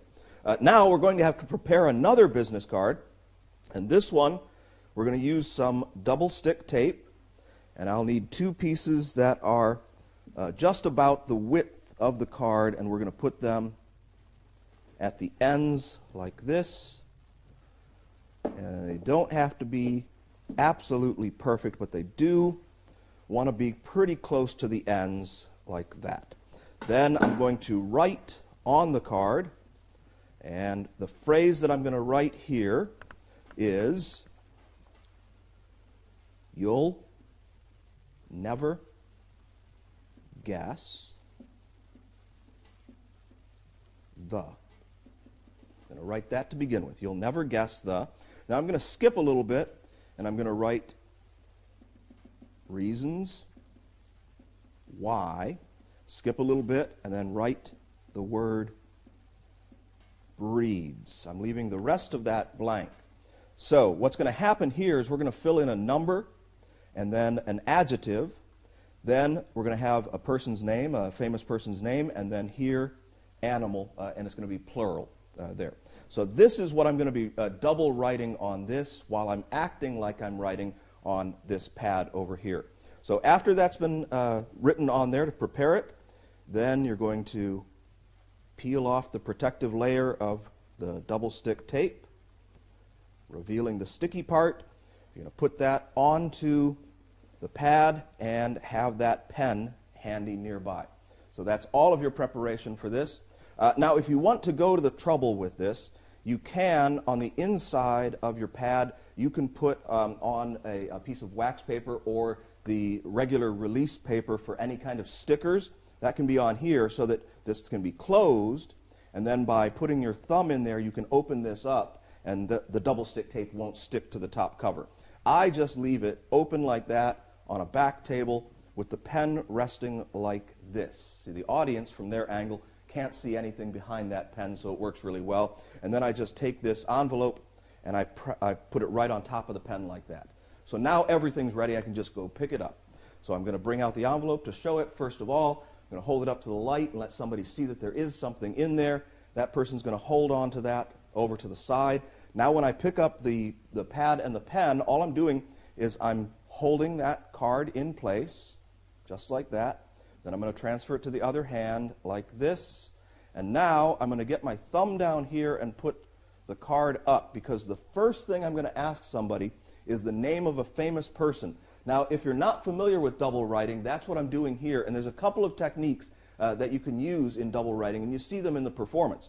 Now, the way I like to do all of my double writing is actually, I think, the reverse of the way most people do it. When I double write something, I like to write on the prediction first, not on the pad first. I like to write actually on the prediction. Whatever they say, I write it right there. Then I do the second writing onto the piece of paper. Most people go the opposite way. I'm not sure why they do that. For me, this makes more sense because I can focus more here, and then I can write really fast on the piece of paper where it doesn't matter as much. So somebody's going to name somebody famous, and it really doesn't matter who it is. So let's just pick somebody randomly here. Let's say Orlando Bloom. So the first thing that I'm going to do is I'm going to start writing here. And as I'm doing this, I'm going to write it as well as I can. And then I'm going to start commenting as soon as I get close to the end of their last name. I'm going to say, yeah, I wonder if he was born anywhere near Orlando or so on or so forth or something like that. I'm going to move up here and I'm going to start writing it again as I keep talking. And this doesn't have to be as good as that. This writing should look the same as the writing that's already on the card. So here I can just write it quickly. Doesn't matter. Now I'm going to push this back into place. And then I'm going to adjust this so that I can write the animal down here. I'm going to ask somebody for an animal. Let's say that they say alligator. Okay? Now I'm going to write it, but I'm going to write it plural here. So whatever they say, I'm going to pluralize it. So alligator. And then I put an S on it like that. Now I'm going to go up here and I'm going to act.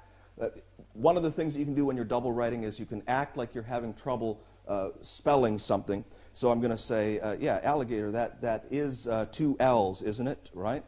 Yeah, good. All right, and it's O-R, not E-R. Right, okay, fantastic. You can also have, in this situation, you've got somebody up here, you can have them pointing while you're still writing. So this person's doing something while you're doing the second part of the writing. You'll also notice that I'm starting with the largest information and working my way down to the smallest. It's not in the order that it will appear here. I actually like for the order to be slightly different, and I like to start with the biggest piece of information so that my double writing gets shorter and shorter each time I do it. So now I'm going to ask for an adjective. Now this is an interesting part here because you have to kind of control the adjective because it can't be something that's a merely descriptive, like a color or something like that. So you want to make sure that people know that you're going for one of those clickbait headlines where you say an adjective, like shocking or surprising. But you don't want to guide them too much. But if they say something that's say the opposite of that, sad, that's fine too. You can say, oh, okay, sad, but let's use saddest, that would catch people's attention. Now, if you can't decide on something, you can have other people make suggestions and then have that person finally pick something. So let's just go with saddest, so you'll see what I'm talking about here. So now it gets easier because you'll notice I'm writing closer to where I should be writing on the pad. I can put that right over where I would be writing it if I were writing up there. I'm going to leave enough space here for a 2-digit number, and then I'm going to write saddest, like that. Now what I'm going to do is another technique where I'm going to act like the pen's not writing. As soon as I write that, I'm going to act like the pen's not writing. I'm going to scribble up here, and then I'm going to write again. And also I'm asking the person to point to somebody else. Now the easiest part is this. I'm going to leave a space right there for a 2-digit number, and I'm going to be able to write it right next to it. And this is my favorite part of this whole thing because it's kind of like a wink to everybody that knows about double writing. So I ask for a number from 1 to 100.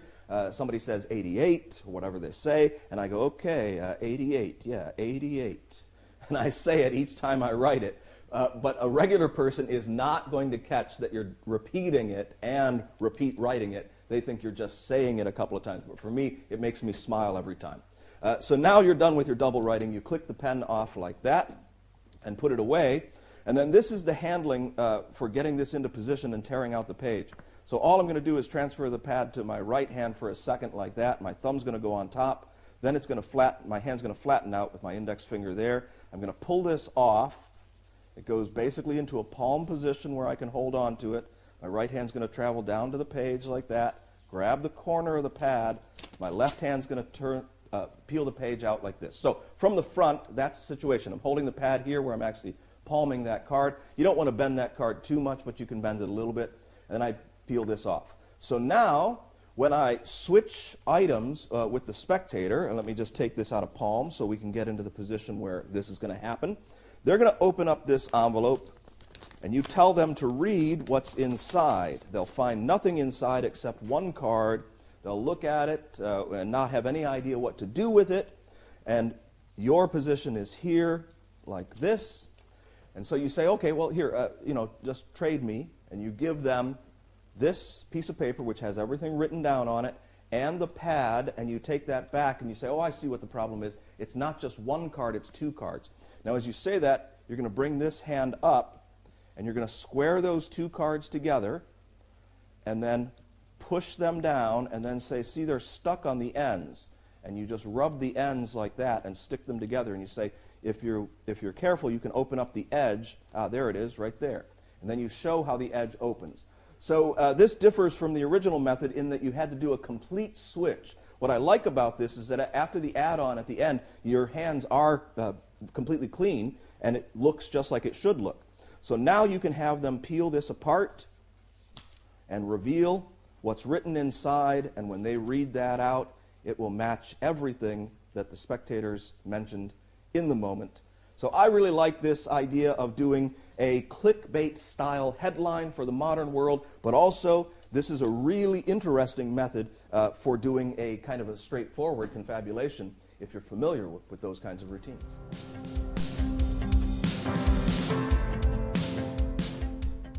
Michael, in my travels around the world, I've actually been pretty fortunate to bump into various celebrities from time to time. And I've actually brought some photos of celebrities that I have met in my travels. Now, most of them I've actually met while I was living out in California or Las Vegas, but I've actually run into some of the people in other places. And these are not actually signed photos from them. I don't walk around with a pocket full of photos waiting for somebody to come and sign them. That would be just ridiculous. I got these off of the line. Yeah, you know the line. You go on there and you... No, it's when you Googleize and then you print. So, but these are the actual people. Now, most of them are actors. There's a musician and also an astronaut in there as well. But I only have time to really talk about a few of them. So we're going to eliminate them one at a time, down to one. But to start off with, which pile should I eliminate? That's up to you. His show is pretty good. I'm going to eliminate that. Okay, so that pile? Yes. Yeah, no problem. I won't talk about all of them, but that's Buzz Aldrin. Okay, so anyway, and I did get a chance. Oh, there, look, so we do have a few remaining here. I'd like you to take them and just turn them face down and mix them up. I also brought along with me an envelope here, and I've got one thing in the envelope, because when I bump into these people out in the world, they're people like everybody else, but they have done some pretty interesting stuff, and I think that's awesome, and it deserves a little bit of praise, and so I usually thank them for their work, but I don't have the presence of mind to collect an autograph from them. I haven't ever really done that, except in one instance I was. Would you hand me one to eliminate, to take away, just any one of them? It's entirely up to you. We're going to eliminate that one. This is Eddie Van Halen. Eddie Van Halen. Actually, he was probably the first celebrity that I ever got a chance to speak to personally. I won't tell you the year, but it was the first year that I went to California. We were in Anaheim for a trade show known as the National Association of Music Merchants. I was performing there, and so was he. I was doing magic in a little booth, and he was rocking the stage. Eliminate another one. Give me another one to get rid of. Yeah, all right. Let's see. Who is? Parker Posey. Now, depends on how cool you are, whether you know who she is. But Parker Posey was, she's the indie favorite in all kinds of movies like Waiting for Guffman, which is a personal favorite of mine. And I ran into her while I was living in Hollywood at a little place called The Griddle. If you ever get to Hollywood, The Griddle is still operating. Fantastic place for giant breakfast and running into celebrities. Eliminate another one. Give me another one to get rid of. Drew Carey. All right, so Drew Carey. It's interesting because I actually met Drew Carey the same night that I met Buzz Aldrin. It was also when I was living in Hollywood, and I was walking back from a gig. I think I was working close-up magic at Hooters, which is very, very challenging. Imagine that. I'm competing with the food. And as I was leaving, I noticed these enormous robots, two giant robots. That's Hollywood, so I'm like, oh, look, robots. And it happened to be the premiere after party for it was Sky Captain and the World of Tomorrow, which nobody will ever applaud for. But it was an exclusive little party that they were having, and I crashed it. I was able to sneak in through the back when the security guard was distracted, and I met Drew Carey. I don't know why Drew Carey was there, but I also met Buzz Aldrin there. He was a consultant on the movie, which is kind of cool. I talked to both of them. Okay, eliminate another one. I'm so sorry, you're eliminating Jessica Alba. Jessica Alba, I ran into her, really when she was at the height of her career initially. She's still doing fantastic work, but not acting as much anymore. But I ran into her at a movie theater called the ArcLight. The ArcLight movie theater right next to Amoeba Records in Hollywood. And I was just going to a movie, and she happened to be in line in front of me. Wow. Which was pretty cool, right? All right, so now you're going to eliminate one of those. And you can look at them if you want, or you can just give me one. It's entirely up to you, but whichever one you want to eliminate, give it to me. We're going to get rid of that one. I don't know. Nobody. Does anybody recognize? Come on. All right. Cary Elwes. That is the correct response for Cary Elwes. Now, in a moment, you're all going to go, oh! Cary Elwes, he's the lead in The Princess Bride. As you wish. Right? You remember the guy, right? He was also the lead in Robin Hood, Men in Tights. He's also been in Saw, the first movie. This guy has done so much work. I was working in Santa Monica at a little theater, and I happened to see him passing by the windows out front while I was in the lobby. I ran out onto the sidewalk, and I said, "You're Cary Elwes!" And he turned around and he said, "Indeed I am." And then he walked. He's British. Who did we leave here? Oh, come on, you all know who this guy is, right? Yeah, Stephen Colbert, right? Stephen Colbert. Very, very popular now in late night, but do you know how he got his start? The Colbert Report. No, Colbert Report was before late night, but before that, his first big job on television. He started out as a writer. And then he was one of the correspondents for The Daily Show with Jon Stewart, and that goes way, way back. And the reason I mention that is because I met Stephen Colbert when he was working for Jon Stewart for The Daily Show, and that was in New York City. And it's one of the few, it's interesting, that you would isolate him over all of the others. You have eliminated all of them, except for Stephen Colbert. And it's weird because these synchronicities are so strange. I had told you that earlier I didn't bother to get anybody's autographs, or I don't have any souvenirs of these interactions that I've had with people, except for one. And I have something in here, in this envelope. One thing, and nothing else. And look, it's a souvenir from a chance meeting with someone, one of these celebrities. I was in New York City, I remember it, back when The Daily Show was on the air. And I was in a parking garage in New York City, and I was just about to go in and get my car. And you see something inside the envelope? Very, very carefully take out what's in there. It is. And there's nothing else in there, is there? No, there's not. I don't know if you recognize what that is, but that is a parking stub from a parking garage in New York City. Expensive. Oh yeah, you can tell it's expensive, because back then it was $10, and I was only there for a very short time. I think well, you can't. Well, you can't. No, it's actually 10 o'clock, and it was $4.30. But I was there at 9 o'clock, 8:51. So for just over an hour, it was $4.30. But I met one guy, and I just had the presence of mind, because it's all I had on me was this ticket stub. One guy, and I asked him. I went up to him and I said, "I love your work." Now I got to be honest. When he was on the Daily Show, I couldn't remember his name. So I said to him, "I love your work. May I have an autograph?" That's nuts, dude. And that's exactly what he did. Right there, Stephen Colbert from The Daily Show. Right there. Thanks very much for helping. Okay, at the heart of this routine is a multiple out. Now, you're probably familiar with multiple outs. Basically, from a range of items, anything can be chosen, and you have a result for no matter what somebody says. In this particular case, the multiple out covers 6 possibilities. It's actually interesting because it takes a 4-way multiple out and adds a couple of other ones to it, so you get 6. But I've actually expanded that using a very simple technique, so it seems like a lot more possibilities.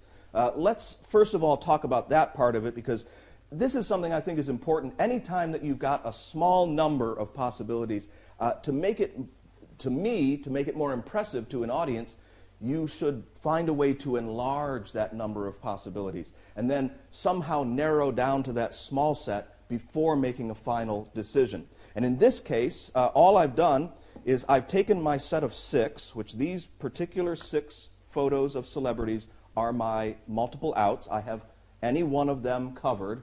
Those are the ones that you saw that we discussed during the performance. And I've just added 6 other photos of celebrities to them, and I don't have outs for these. But I stacked them up so that the ones that I do have outs for are on the bottom, the other ones are here, and I know the separation between them happens to be Drew Carey. So when I see his face, I know that's where I split the 2 piles. So to begin with, I start showing these, and the ones that the audience sees first are not the ones that I can cover, but they start to see a lot of different celebrities. I go through and I start to go down into this stack down here, and I say, we don't have time to go through all of these, so we only have time to deal with about half of them. We're going to eliminate them down one at a time until only one is left. Now that phrase is very important, because I'm telling them what's going to happen. We're going to eliminate these down and we're going to do it one at a time until only one of them is left. So now I'm going to say, it's up to you, which of these should we eliminate? All right, well, you saw in the performance, if they eliminate the stack that I don't have outs for, it's great because I can just set it off to the side and then we can start the process here. But if they say that they want to eliminate these, the ones that I do have outs for, then the wording is already in place, because I've said, we're going to eliminate these one at a time until we're down to one. Which of these should we eliminate? If they pick these, I go, great. We're going to eliminate those down one at a time until only one is left. I simply repeat the phrase, and I hand them these, and I say, and we won't bother with the others. And we're in exactly the same situation. So using a really interesting equivocal technique here, I've made it seem like this could have been a much larger range than just 6 of them. Now you'll also notice I never mentioned the number, how many of them we're dealing with. So it seems like there could be a lot, up to 20 or so maybe for the audience. Now the way that these photos are made is that they're printed out on photo paper, but then they're also put onto a poster board. They're glued, and then they're cut out so that these are nice, solid cardstock to deal with. And it's easy for a person to mix them up, and then hand me them one at a time. Now also, and this is really important, so that I don't forget anything, I have written on the back of these exactly what I need to talk about. And I've also given each of them a number.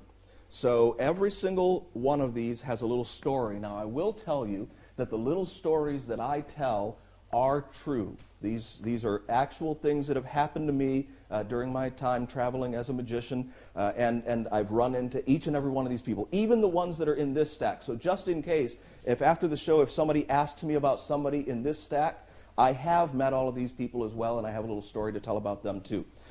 So all of those stories are true, but these are all just cues so that I don't have to think in the moment. Now, I could just tell the story without any problem, but this makes it easy for me to know immediately who it is, and I won't forget their name no matter what, because their name's the first thing written up there, then how I met them as a little thing. But the most important part of this is the number. They're all given a number, and you can see that Carrie Elwes there is number 1, Parker Posey's number 2, and number 3 is over here, Eddie Van Halen. So what I'm going to do is I am going to lay them down so that they are in the proper order according to their number, and that's 4, 5, and 6, like that. So these are the 6 that I can deal with and the numbers that are on them. The number is how I find where they are in the multiple out. So again, I don't have to remember which way to turn everything. So let's look at the multiple out possibilities here. You saw the Stephen Colbert out, which is this side and this parking stub. Now, I'll be honest with you. This is not a real parking stub. That is not a real signature. I have forged all of this. So, I went online, I Googled old parking stubs, I printed this one out, I aged it up. Again, I just used some coffee grounds to stain it around the edges and added this perforation with that extra little dangling chad there. That makes it look like it's real. And I wrote on it like that so that it makes it look like, the parking attendant wrote some information on the front of it. And then on the back of it, I forged Stephen Colbert's signature, so this is worthless. And then on every one of these little souvenirs, and you'll see 4 of the possible souvenirs, I have written the person's name, completely written out, and then something about them in the era when I would have met them. So this is the part there. I also scribbled on the edge here like he was trying to get the pen to work properly, because you can see that when you forge somebody's signature, you don't write like them, so you may hesitate and have to go over the lines a couple of times. That's a great little technique that you can use to make it look like they did it themselves. They went over the line themselves. So that one has been faked. At the other end of this envelope is another fake. But before I open up the other end of this envelope, I want you to take a look right there at that little number. There is a number 6 right there. That is the number that I've given to Stephen Colbert. So if number 6 comes up, I know that when I pull this envelope out, I have to open up that flap. There's an identical flap on the other side of the envelope that just looks like the sealed bottom of the envelope. This looks like the top once it's torn open. That looks like the bottom. But either one of them will reveal something, and that has a number 5 on it, so that if I were to leave this stuck down, you'll also notice that it's only glued at the top and the bottom. The center can tear right away. Same thing over here. If I were to leave that stuck down and just tear this open, you'll see that the middle opens up without a problem. The sides tear. And then I can open the envelope the rest of the way. And in here, this is number 5, and number 5 is Jessica Alba. And my story is that I was in line behind her in the movie theater, and that's true. And had she been chosen, I would have said, and all I had with me was my ticket for the movie theater. And then when we get to this point and the person pulls this out, it is a movie theater ticket, and I tell them to be very careful with it. Okay? And I say, and you'll notice that it's not torn all the way in half, and the reason that it's not torn all the way in half is because when I asked her to sign it, she signed across both of them, and I asked them if they could just tear that off so that the signature would still be there. So once again, this is a forged souvenir. This is not a real movie ticket stub, although it looks like one, and it's from the right time period, 2006. And it's interesting because I put the prestige here. I actually wrote that in myself as opposed to the movie that was actually there. I thought that was kind of fun, being a magic movie and all. So this, again, I aged it all up, but I tore that part off myself. I wrote this all on, and of course wrote her name, so that we would know exactly who it was. Now, the other thing that you'll notice is that these are signed photographs.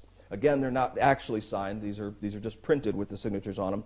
But I have done the absolute best that I can to make sure that that signature looks like the actual signature of the person. So if you were to compare them side by side, you'd be convinced that they were real. So that works for her. So that's out 6 and out 5. Now, out 4, you might not like it as much, but I'll tell you, it works really great. Out number 4 is on the back side of this. If I left those flaps glued down, when I pulled this out, it would say, a souvenir from a chance meeting with. And out number 4 is Drew Carey, and I would say that when I met him, I had crashed that Hollywood party. I didn't have anything on me, but there, laying on the table was this envelope. I guess that this is how they had their invitation and their drink tickets and other things that were inside here, and I asked him if he could sign, and then you just turn it over, that envelope, and he did. So that would be, again, a forged signature, and the envelope itself becomes the souvenir. So it looks like it's written on, it is a souvenir from a chance meeting with Drew Carey. And, of course, that signature is going to look very, very much, let me turn it so that it looks about the same as his. So that's the idea. Okay. Well, that covers 3 of them. There are 2 of these envelopes that are made the same way, and they are both inside this envelope, but not on this side. So this side is empty, but you can kind of see back here there's another flap. This is my favorite way to make a double envelope.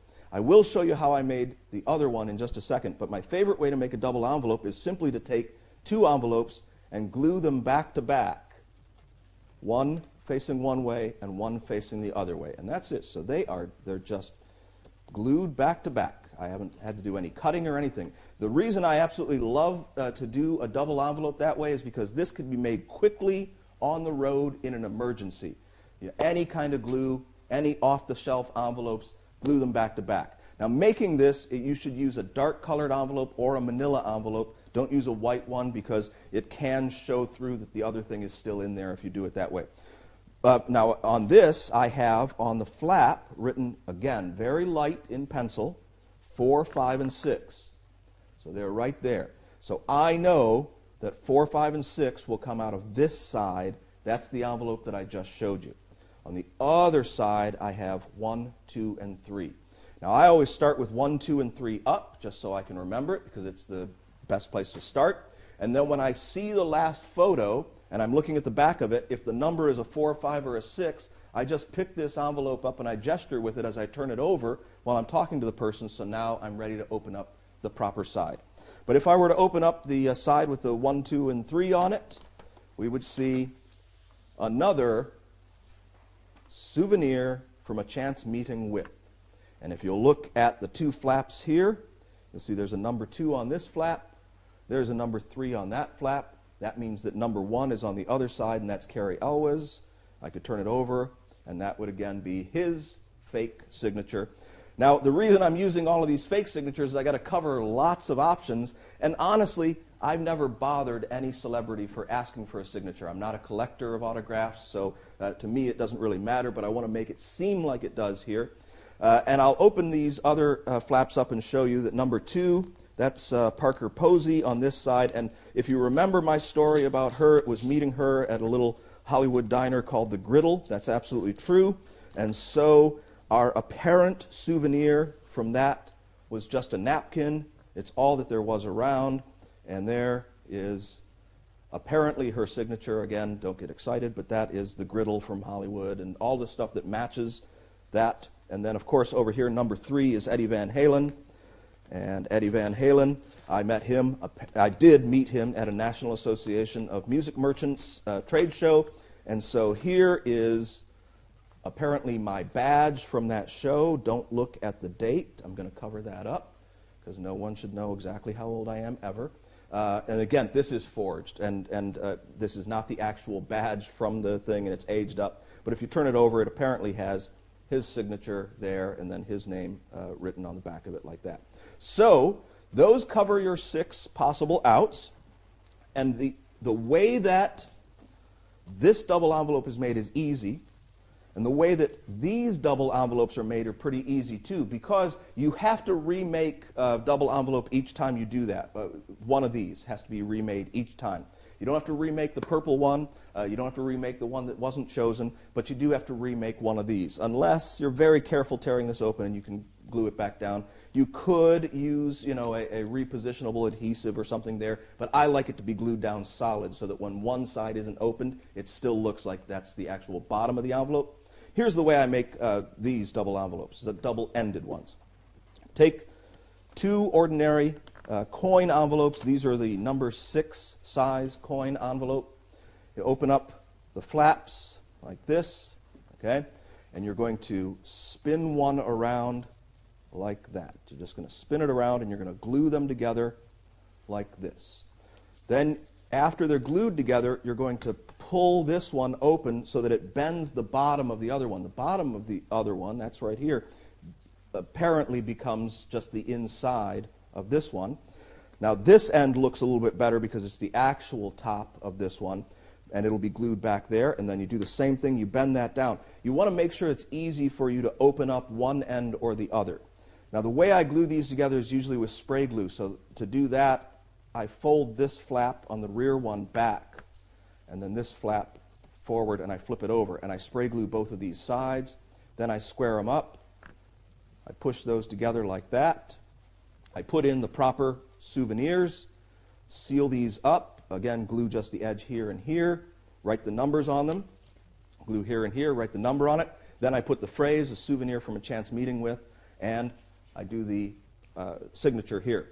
And now, as far as choosing Drew Carey and Carey Elwes, those really were chosen pretty randomly, but they're some of the simplest signatures to do. Nobody really knows how Carey Elwes would sign his name, even though it is on the photo. And then Drew Carey is very, very simple as well. So doing something like Stephen Colbert's or Jessica Alba's over and over again, those are pretty complicated signatures. Now, I will mention just one last thing. Like I said, all of the stories that I told here are true. All of the souvenirs are fake. But if you want to do something like this, you don't have to have true stories. Better if you do, because they're easier to remember. But you can just make things up for each of the people and have that written lightly in pencil on the back of the photograph. But I would say if you're doing that, make it convincing. Make it something like this. Steal from my stories if you want to. And the reason I suggest that is it's so much more interesting than just going through some photos for no reason at all. This trick is a very straight line trick. Pick a photo, and I've got that prediction. Now, you could do it that way with just photos and just a written prediction in one of the envelopes, and that'd be it. But to really give it texture, to give it character, to make it mean something, I'm making this all about chance meetings. So this chance idea plays into it really well, and instead of just a prediction where I write out the name, having the autograph of that person heightens the experience for everyone. It also gives people something to talk about. And then the other thing is, if you do have real stories of you meeting real celebrities, you get to tell a little bit about yourself and the circles in which you go. And this also raises your recognition factor with the audience, and they like to talk about that kind of stuff. So it's fame by association. Plus, it allows you to talk about the various things that you've done in your life, like performed in New York City, lived in California, worked for the National Association of Music, on and on and on, like that. So it raises, your ability to get other bookings that are kind of similar ways. So that's just my take on how you can take a very simple multiple out idea, dress it up a lot, and get a lot out of it.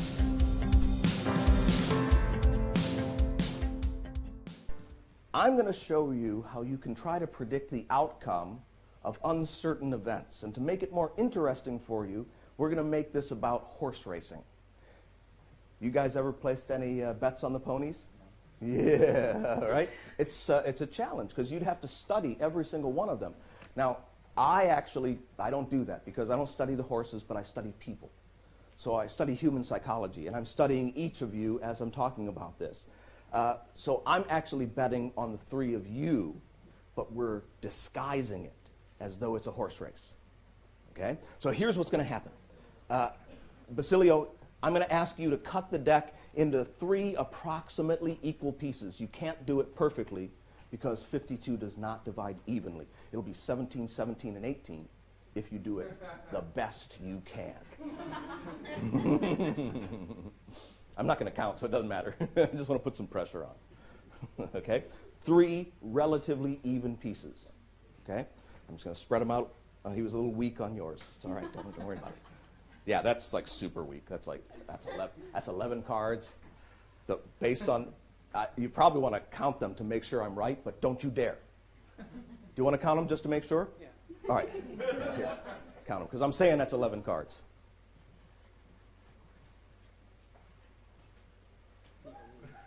What? I'm sorry, what did you say? Yes. No. You said, yeah, it is. Yeah. Is that what you said? Yeah. Put them down there. I'm just warming up, right? You see? Okay? All right. So, Basilio, that's going to be yours. Josh, right? Yeah. Am I right? All right, Josh, that's going to be yours. Okay, and Justin, that's going to be yours. Those are going to be the races. Okay? Now, you looked through all of these cards to make sure that they were different, yes? Yes. Okay. I just wanted you to know that they are. Okay? You don't have to trust him. All your cards are different. Okay, Basilio, all your cards are different. Yeah. If you'd like to mix them before we begin, it's up to you. Thank you. I'm going to write down the card that you're going to stop me at right now. I'm going to write it down right here. I'm going to decide before it happens, without ever looking at your cards, the card that you are going to stop me at. Do you realize how impossible it is? He shuffled, you cut, I never looked. I'm going to write it down now. I'm insane. Why would anyone even attempt this? That's the thing. Wait, I forgot to put down that this is card number 1. Sorry about that. Because this is important later when we figure out whose card is whose. All right, Basilio. I'm just going to start dealing the cards down. Now, this is like a horse race, but it's not really a horse race because it's probably slower. It's like a turtle race. You ever been to a turtle race? No. I went to one once, and I've never, ever seen the finish of a turtle race. So I'm going to deal the cards like this. You're going to say stop whenever you want, and I will stop at that point. Stop whenever you want. No. You're going to... You're going to say stop when you want.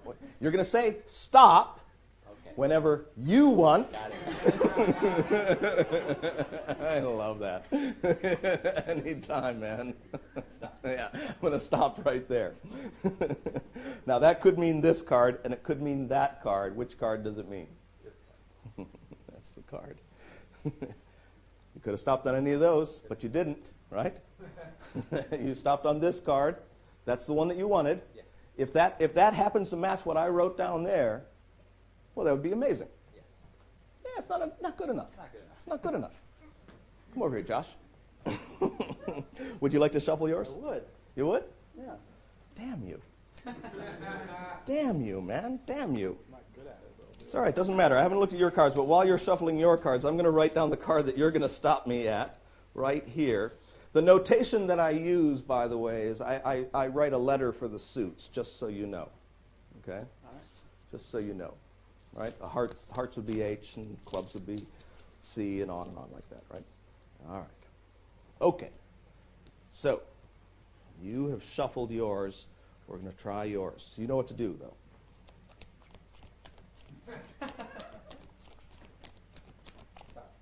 Oh, really? Oh, seriously? All the way? Yep.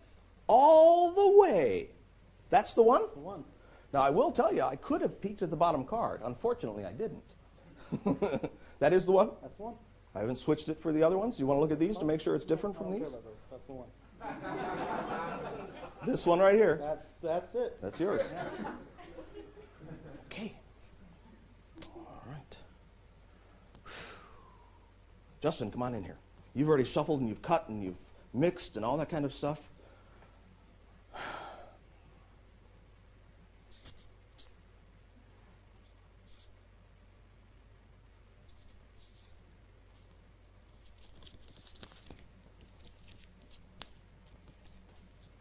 I'm committed. I used to be. I used to be committed. That's good. Yummy. Okay. I'm going to do the same thing. I'm going to deal cards down. No. Oh, no. Because I didn't finish speaking. All right? See, you were trying to catch me unawares. This is all right. It's all right. I was just demonstrating that I was going to deal them down. Yeah. Oh. Right. For you, and for you alone, I'm going to deal them face up. One at a time until you say stop.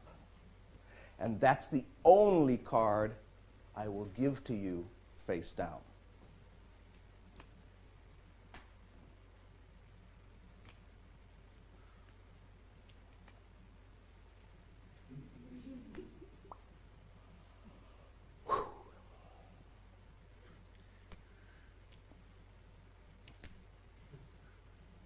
Stop.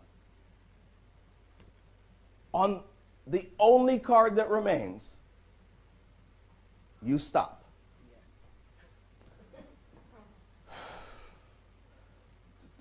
You know, normally at this point I would switch it for another card. Yeah. That's impossible. Look, here's the cards that weren't chosen. Gentlemen, jump in there, pick up the cards that you did choose. You both got a chance to see them, so there's no opportunity that they could have been switched in any way. Here are the 3 predictions that I made, each one numbered with the card that you would get. Oh, good. This one's number 1. You can see it through the paper. This is yours, Basilio, number 1, right there.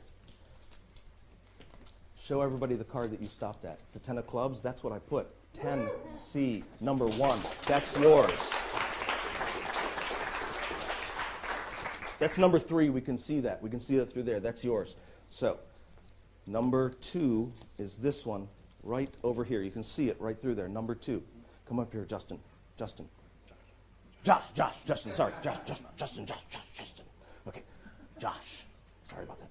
Josh, show everybody the card that you stopped at. The Jack of Diamonds. That's JD right there. Number 2. You stand right over there. Normally at this point I would switch that for something that I wrote in my pocket. I'm not going to do that to you. Instead, as a budding magician, you're going to pick that up. You're going to open it yourself. And what did you stop at? 4 of hearts? All right. Show them, not me. I know what I wrote. There it is. Okay, this is a really great card trick. And you may be familiar with it. It's been done many different versions. And the original version in the book used a stack of gimmicked cards. For the 3rd pile, you had all the same card to take care of forcing that particular card. So all I've done is I've eliminated the gimmick part of it, and now I've included a way to force that card and some peaks along the way for the other cards. Because essentially what you're doing here is a one-ahead process where you already know what the last card is going to be. And the way that you accomplish that is that you use your deck of cards or borrow one and have it thoroughly shuffled so that now there's no suspicion on anything. Make sure it's definitely shuffled and everybody knows that it is. And then have somebody else cut it into 3 piles. And then all you have to do is give yourself some reason to look at this pile for a second. And all I do is I say to the person that shuffled, I say, yeah, you did a good job shuffling those. And they look at them. And it looks like I'm just showing it to them. But what I'm actually doing is looking at the top card of that pile. Now, I could also use the bottom card, because eventually I'm going to make the top card into the bottom card. But I always like to look at the top card of the pile and then put it down like that. All right, so now I'm thinking of the 5 of diamonds.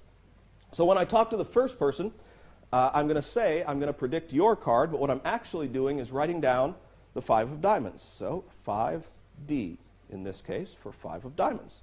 And then I'm going to put a number 3 on this. Now, if you've ever done these one-ahead predictions, you may have hesitation trying to remember which number to write down at which time. I actually don't have as much hesitation because I remember the sequence as the area code for Chicago, for proper Chicago, is 312. And that's what I use, 312. I just do it as an area code. But if you don't have that, you're going to have to remember 3 comes first. And that's it. Just remember that 3 is the magic number. And then the other ones are in order. 1 and 2 will follow that in this case. But you don't want anybody to see any of this. So you've written down the third one that you know. That's the 5 of diamonds on the top there. You're going to tear this off and fold it so that that part is visible and then crumple it. So you'll be able to see that number 3 before it's opened up. But then you crumple it and you set it down.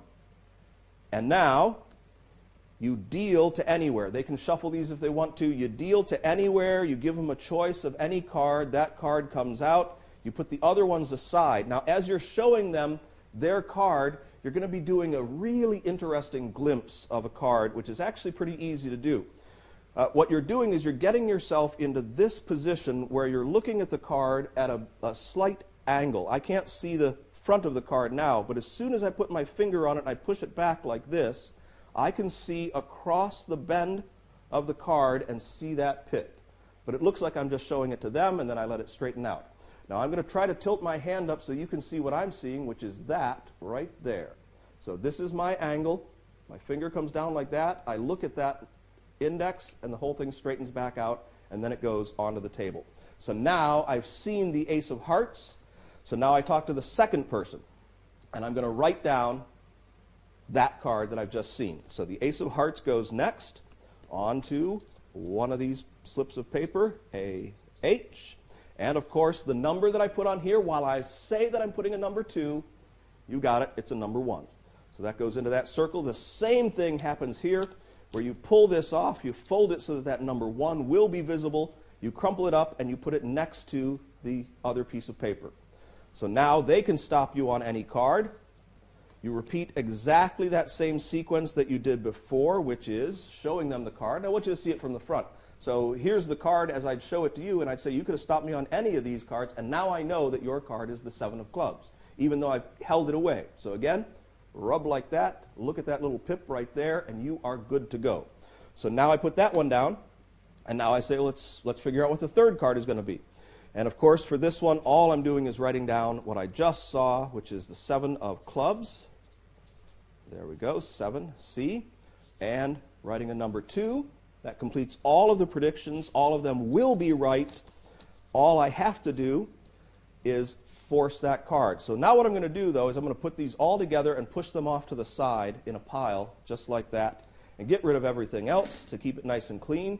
Now I need to force that card, but the way that I like to do it is I like to start dealing as I explain and then stop after 2 or 3 cards and drop them on top. Because then it looks more random, like I couldn't know top or bottom card. For a regular spectator, this throws everything out. So I'm going to say, I'm going to deal through these like this, and then you're going to stop me at any time. So what I've actually done is deal my force card to the bottom of that packet.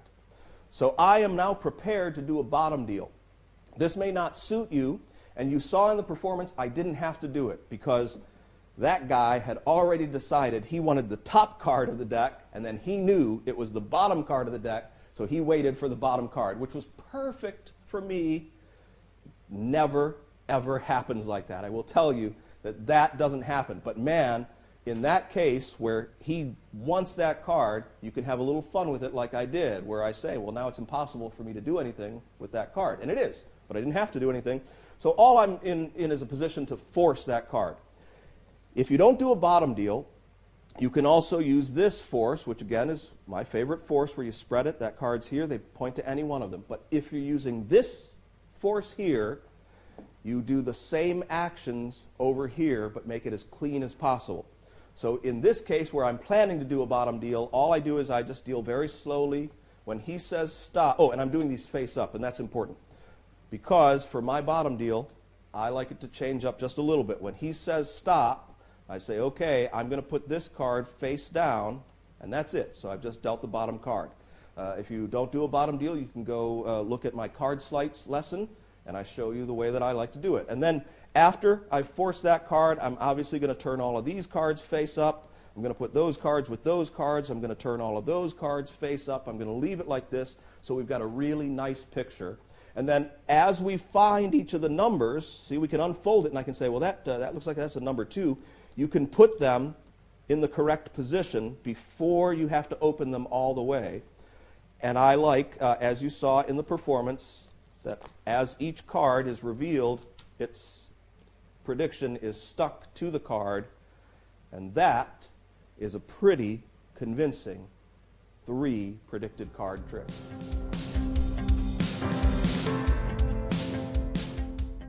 Audrey. All right. Here, Audrey, deck of cards. All I want you to do is to put them faces towards you and just spread through them to verify to yourself that it is, in fact, a deck of cards. And thank goodness you're right-handed, because, see, it's harder. If somebody's left, I know what it's like. I'm not left-handed, but I know what it's like. If you're left-handed, you don't get to see all the numbers. They're all different. And yeah, mix them up a little bit. Yeah, make sure they're really well mixed up. And you can show everybody, you can spread them so that they can see the faces of the cards, too. That's just a deck of cards. That's the important part. Yep. Right? Everybody happy? Yeah, sure. Should be. They should be happy. And then mix them up a little bit more. Now, it's Audrey, right? You got it. Okay. So, Audrey, once you've got those mixed up, I will take them from you. I won't do anything to disturb the order you've put them in. They're really well mixed. But I'm going to go over here and have somebody take out any card they want to. Okay? Hi, what's your name? Megan. Megan, take out any card you want to, anyone at all. Don't let me see it. Don't let Audrey see it. Audrey and I are going to turn our backs. Audrey, turn your back.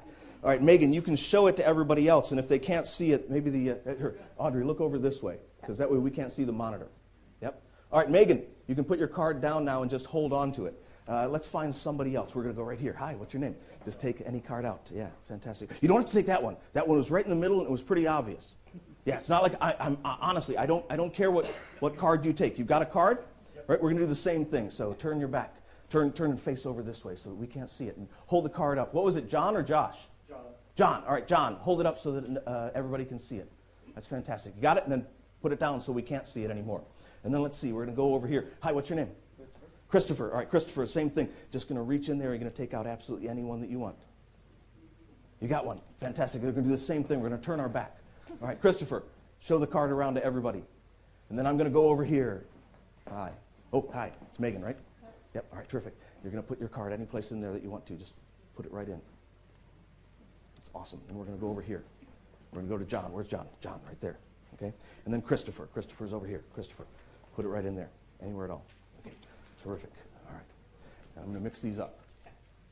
And you're going to find those 3 cards. Try. Seriously, you're up for this? Okay, yeah. Oh, good. Good. Because if I were doing this, I'd screw up as much as I did the book test. All right. Audrey, you're going to spread these in front of yourself like this. You're going to look for 3 cards that kind of stand out to you. Three different cards, whichever ones you want. Just spread them through there. Take out any one that stands out to you to begin with. That's fine. All right. Yep, good. I got one. That's terrific. And go to them. That's fine. Any one that you want. Yep. Probably this one. You like that one? Yeah. Good. And then one last one. You know, let's do this one in a kind of an unusual way. Here, let's use this table. And Audrey, just put that deck there face down on the table. That's good. And we'll cut it a few times like this. We'll mix it up like that. And then all I want you to do is just to reach in and slide out any one of those cards, any one that you like. You like that one? Yes. All right, terrific. So those are the 3 cards. Okay. Fantastic. Those 3 random cards chosen by Audrey. Hi, Megan. Hey, what card did you pick? That's why I asked. 2 of spades. Audrey, show her the 2 of spades. John, what was your card? A queen? You think? It was actually the jack of spades. Check with the person next to you. There it is, the jack of spades. She doesn't make mistakes. This last one's kind of weird. What was your card? 6 of hearts. All 3. I didn't even break a sweat. Nicely done. Thank you so much for helping.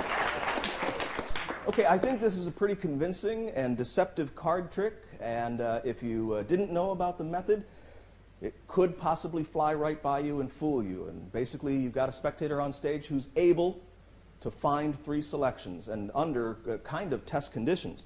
Now, you're going to need, for this particular presentation of it, you're going to need 2 decks of cards, although as soon as I explain this one, I'm going to tell you about an impromptu way to do it with 1 deck of cards. In the original write-up of this, it was done with 1 deck of cards, but half of the cards were blank, and then the other half were random cards. So you'd be able to show part of the deck, and then selection would be returned to the blank part, and then by cutting that to the front, when you have the spectator run through, they'd see blank faces and just a few cards that would stick out. I kind of have a problem with handing somebody a partial deck where there are a lot of blank cards in it, because their reaction is going to be strange right away when they see blank cards. So that's going to, you've got to control that in some way. Then the other problem is, if you get somebody who doesn't exactly understand or who wants to mess you up in some way, they could go past that section and they could pull out some of the other cards that are random, and that would mess the whole thing up. So instead, I've opted for a deck switch for a forcing deck, and that's over here. So you're going to need a forcing deck, one way. All the cards are the same. I'm taking out the 2 that were selected in the routine there. All the same cards. And that is just slipped into one of your pockets. So now you can start out with a completely normal deck of cards and get them shuffled, and have the spectator look through them and show everybody it's just a deck of cards. Then you're going to approach somebody in the audience and have them select a card, and it really is a fair selection, and then you're going to turn your back while they show it to everybody else. Now you're going to do that for the second person, and then you're going to turn your back again while they show it to everybody else, but this time when you turn your back, all you're doing is pulling out the forcing deck and putting the other deck of cards away while your back is turned. So when you come back, you now have a deck switch that's all forcing deck cards. So again, this person apparently gets a free choice. They can pick any card, but it's always going to be the same face, the 6 of hearts. And then you turn around. But when I turn around the 3rd time, I make sure that this deck kind of stays visible off to the side like that. So then I turn back around and I collect the cards. Well, pretty easy to see that just by collecting those cards up, there's only 3 possible cards that can be taken out of this deck. They're all, as long as they're all different. So it can be shuffled as much as you want. Now when you give it to the spectator, you say to them, before I hand it to them, I say, you're going to look through this, and you're going to find cards that stick out. And I wait until I get to a card that sticks out. And I tap it with my thumb like that. Now this is especially important when you're in this situation, where the card is not terribly distinct. That's an important thing to point out, just like that. And then you can run through. And they'll typically be able to get a black card out of there without any problem at all. You say to them, do you understand? And then you have them spread the cards. Now you'll notice that in the performance, when I get that person up, I have them spread the cards first before they do anything else. And I ask for somebody that's used to handling cards, because a lot of people can't spread through an entire deck. They're not practiced with them like magicians are. So I make sure I get somebody that can do that. Now, if by chance you get somebody that can't, you can spread the deck in front of them and have them pick out the cards, but it's just so much better if they do it all on their own. Now, there's lots of possibilities that will happen here. Sometimes somebody will just take one of these cards out, and that's fine if they take out one of those. You say to them, okay, great, now go through and take out a different card. That's all you have to say is a different card. So they go through, and they'll probably take out that one because it's obvious, right? And then you say, and now another card that's different from those two. And then if they have any trouble finding it, which this one is probably the toughest one you could find, or the 9 of hearts would be tougher than that. I'd have a tough time finding the 9 of hearts myself, but there you go. If they have trouble, you're going to run through them yourself, and then you're going to pause with those cards spread like that, and then you're going to say, just look very carefully at each and every face of every card and see if one just kind of leaps out as different to you. And then they'll take that card out. So what normally happens is exactly what happened in the performance, and that is that they remove the 2 cards that don't match the 6 of hearts, and that allows you to do a really cool thing after those 2 have been taken out, and that is to spread the rest of the deck face down on the table and have them push out any card that they want for the 3rd card. So now you can gather these up. Now if you want to, while the spectator is showing those cards, you can put this deck away and you can bring out the normal deck so that you can end with a normal deck. Now I will mention one of the details, and that is that the normal deck has no 6 of hearts in it. So you can't accidentally get somebody picking a 6 of hearts and then another 6 of hearts. That's important. Don't forget that. You don't want to double up on it accidentally. So at the end of the trick, if these are put back in, now it's a completely full deck. So it also gets you into a nice place. Now I did say that I'd tell you about an impromptu way to do that, and it's so super simple. And that is, all you do is divide the deck into blacks and reds. So you do this before you start. Now the main problem with any of these versions, like the one with the half blank deck or the half red, half black deck, is that you can't show that the cards are all mixed up and you can't shuffle them and that they're all there. So what I do is I divide it like this. So I've got reds and blacks like that. And then I'm going to take about 3 black cards and I'm going to randomly put those near the bottom like this without too many cards in between them. So if I show that, that looks pretty mixed. Okay, so that's about as far as I can go with it. So what I'm going to do is that. So I'm going to get a person up here. This is how I would do it, impromptu with a little preparation, but that's the idea. You go through and you say, I've got just a bunch of cards here. Now I'm going to down jog. Every time I come to a black card, I'm going to down jog it a little bit like that. I'm going to say it's just a deck of cards all mixed up. So now those down jogged cards are going to be stripped out to the top of the deck and pushed in place, and that leaves the cards separated, red and black. So now when I go out and have 3 cards chosen, they're going to come from the top part of the deck, and then I'm going to continue to spread them. Now you don't obviously have to turn your back. You just go right down the row, take a card, take a card, take a card, then go back to the beginning and say, here, put your card back in, put your card back in, and put your card back in. And those go into the bottom part. And again, no shuffling. You can false shuffle if you want. But now when you hand this deck over to the person and you say to them, spread through and take out any cards that kind of stand out, they should be able to figure out that you're talking about those black cards. Those are the easiest ones to spot. So what you can do is spread it like this, and you can say, does any card there kind of stand out as different from the others? And if they are smart enough, they will get those 3 selected cards. The fact that those 3 selected cards are all the same color shouldn't really call too much attention to it. In this case, they're all clubs, which is a little unusual, but you can make some kind of comment. Oh, you guys are all kind of simpatico, picking all the clubs. You can also do that with just a single card, and then there is no chance that they're going to miss it, and there's no chance that anybody's going to figure out that they're separated. And of course, at the end, you shuffle them together anyway to destroy the evidence. Okay? And Cameron, because you are the joker, I'm going to give that to you. And here's what I'm going to ask you to do with it. All I want you to do is to slip it anywhere in any of the pages of the book. So I'll hold onto it loosely, and you just slip it in there. Don't slip it all the way and leave it sticking out a little bit, because David's going to have to find it. So it's just like a bookmark. You got it? Yep. Just slipped in anywhere at all. David, you take the book, and I want you to open the book right where Cameron has put that bookmark. Just open it up, and there should be 2 pages facing you. I'll take the bookmark back. Thank you. Terrific. All right, so, David, you now have 2 pages facing you. I don't know whether they're filled with text. Most of the pages there are filled with text. There are no illustrations in that book as far as I know. I haven't read it, so I'm not really sure. But I want you to take a look. Reading, so passé. So I want you to take a look at those 2 pages. I want you to scan them up and down with your eyes until you find an interesting word that you can remember and that you know how to spell. Have you done that? Have you found a word that you like? It was the second part, the spelling, wasn't it? So yeah, find a word that you like that is interesting. You know, not a word like the or and or something like that, but a really interesting, juicy, neat word. Okay, you got something? Yeah. Close the book up. All right, fantastic. Here's what I want you to do. I want you to write down that word. Right, I'll click it for you even. I want you to write down that word on that Post-it, but don't let Cameron see it.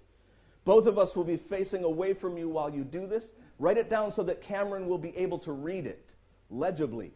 I'm telling you that now that you've already written it, but hopefully Cameron will be able to read it. I'll take the pen back. Yeah, terrific. Oh, you clicked it. Thank you. And then I want you to take that Post-it note off of there and fold it really small so that Cameron cannot see that word. Have you done it? Yeah, good. How many times? 7? Whatever. Yeah, 7.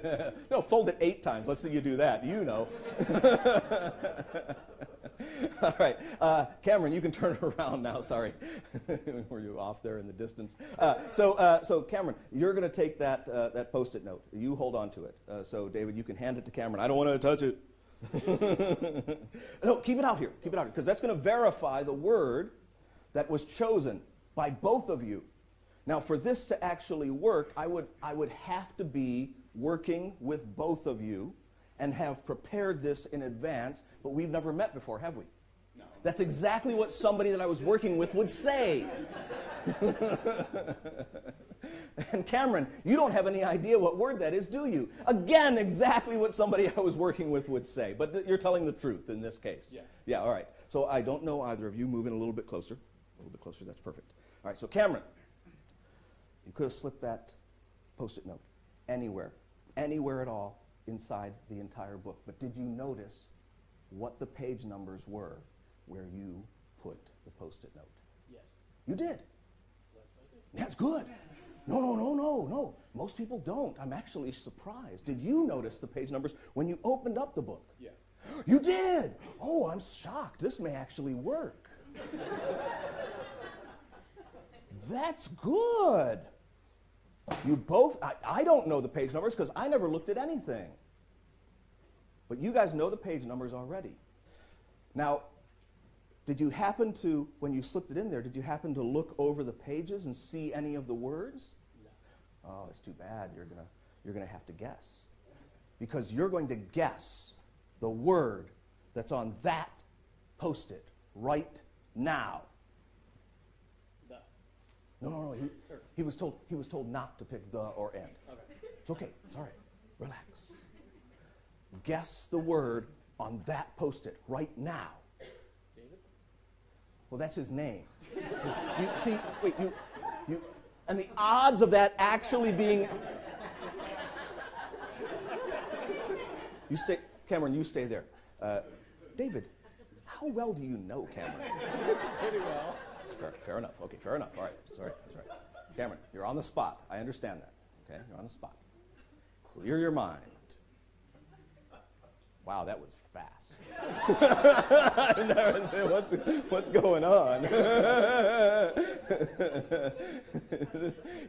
Normally there's a wheel turn and there's a little mouse on it, but I think he's actually drowning. It's okay, Cameron. It's all right. I'll help you. Okay. I'm going to help you. Now, I didn't see the page numbers, and I'm not going to ask you guys the page numbers, and I obviously didn't see the word, and only Cameron has it, but only you know it. So, Cameron, let's focus right here on this blank page. And I want you to think about what the first letter might be. What do you think the first letter of his word might be? D. Is it? Yeah. Neat.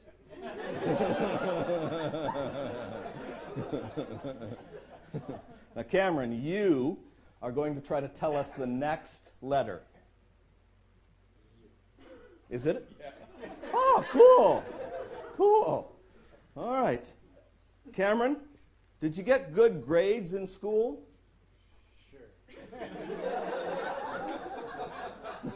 Because I'm seeing a couple of F's. A couple of F's. Open up that Post-it note, and for the very first time, look at the word that David chose from anywhere, from thousands and thousands of words. It's the same. Yeah. Cameron, say it real loud for everybody. It's the same. No, say, wait. Actually, that's fine. But what does the paper say? Buffalo. Buffalo. That's it right there. Thank you, guys. Thank you so much. You can have a seat. Okay, well, this one is a neat kind of do-it-yourself project that will give you an impression device built into a book. So you are getting the impression of the word from the spectator when they write it on the cover. But if you handle the book normally and naturally without calling undue attention to it, you'll be able to pass it from one person to another. Now, I did find this, at a dollar sale for books. So this one, you probably won't be able to find this title. But I actually think this is pretty funny because this is what you have to do on stage. You have to keep control over the situation as the book is being passed from one person to another and how the word's written. And then you also have to appear to be relaxed, nonchalant with that book. This is what's actually going on inside it, though, is that part of the cover of the book itself has been cut out, a large part of it, leaving just this edge around here.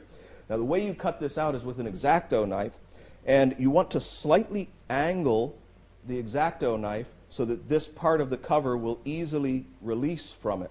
So it's not straight, they're cut with a slightly beveled edge all the way around. And that part of the cover has a piece of white paper put on it, and then the dust jacket, the paper part, has carbon paper put onto it and taped in place like that, so that anything pressed through there will go onto that white piece of paper. The edge of the paper cover of the book has been cut short and taped onto the front cover like this, so that you can do what I've done here, and that is to open it up and replace that carbon paper, which you don't need to do very often. Every 50 performances or so, you would replace that. But you do have to replace that white piece of paper for every performance, and the reason is you want to be able to, after the word has been written on the cover here, you want to be able to just leaf through the book like this, glance at that very quickly and close it, and know immediately what the word is. You would think you could reuse this over and over again, but you can see that you would have too many things to look at. This is something that I learned from experience because I thought, well, I'll just cross off the ones that I've already done and have somebody write in a different place. But the odds are that somebody might write in the same place or over one of the other words, and that obscures the information, and you'd have to take too long trying to figure out which word is which. So you'll want to replace that every single time. But the handling of this is really critical. The first thing is to introduce the book in a way where it doesn't look like it's special at all. So you just leaf through it. You make sure that that part of the cover stays back there so that you can show all the way through like this without showing the inside of it. You get two people up, and that's also important for the presentation of this. You get two people up. You take one Post-it note off and get rid of the pad. You don't want the pad to be out there because otherwise a person could just write right on the pad. You want to make it make sense why they need the book there.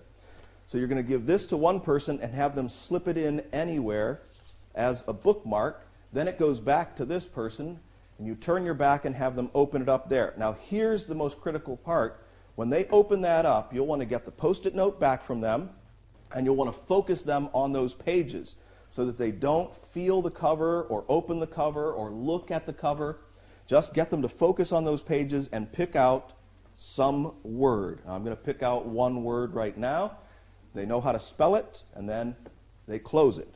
Now, as soon as they do that and they close it, you're going to turn around and take that Post-it note and stick it on the cover without much concern as to where it is. That's why you want that large space, so you don't have to carefully register it. You also shouldn't matter where they write on the Post-it note. But these instructions are the important ones.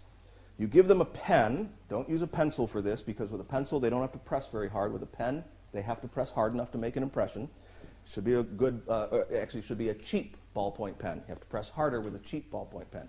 So you give them these instructions. These are the instructions. You say, I want you to print your word slowly and legibly so that this guy can read it. So you make it for the other person's benefit.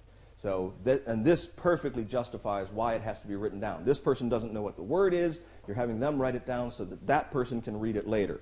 So I write down my word here, and you don't know what it is.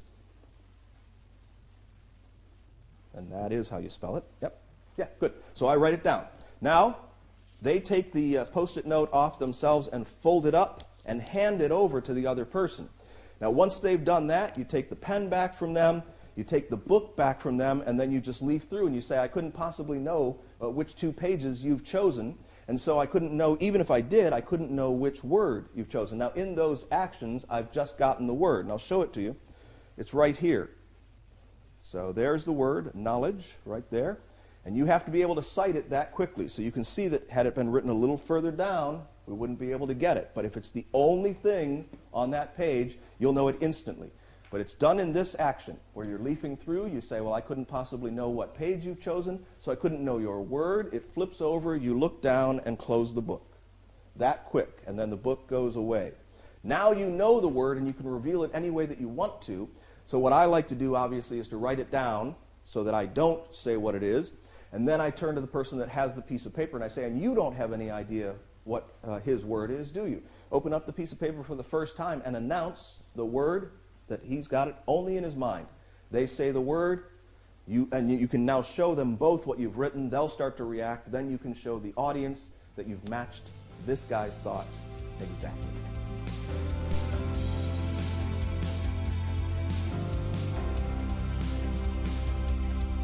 Thank you for watching this lesson. I hope you've learned something you can use. A method, a subtlety, a presentation, perhaps even a full routine.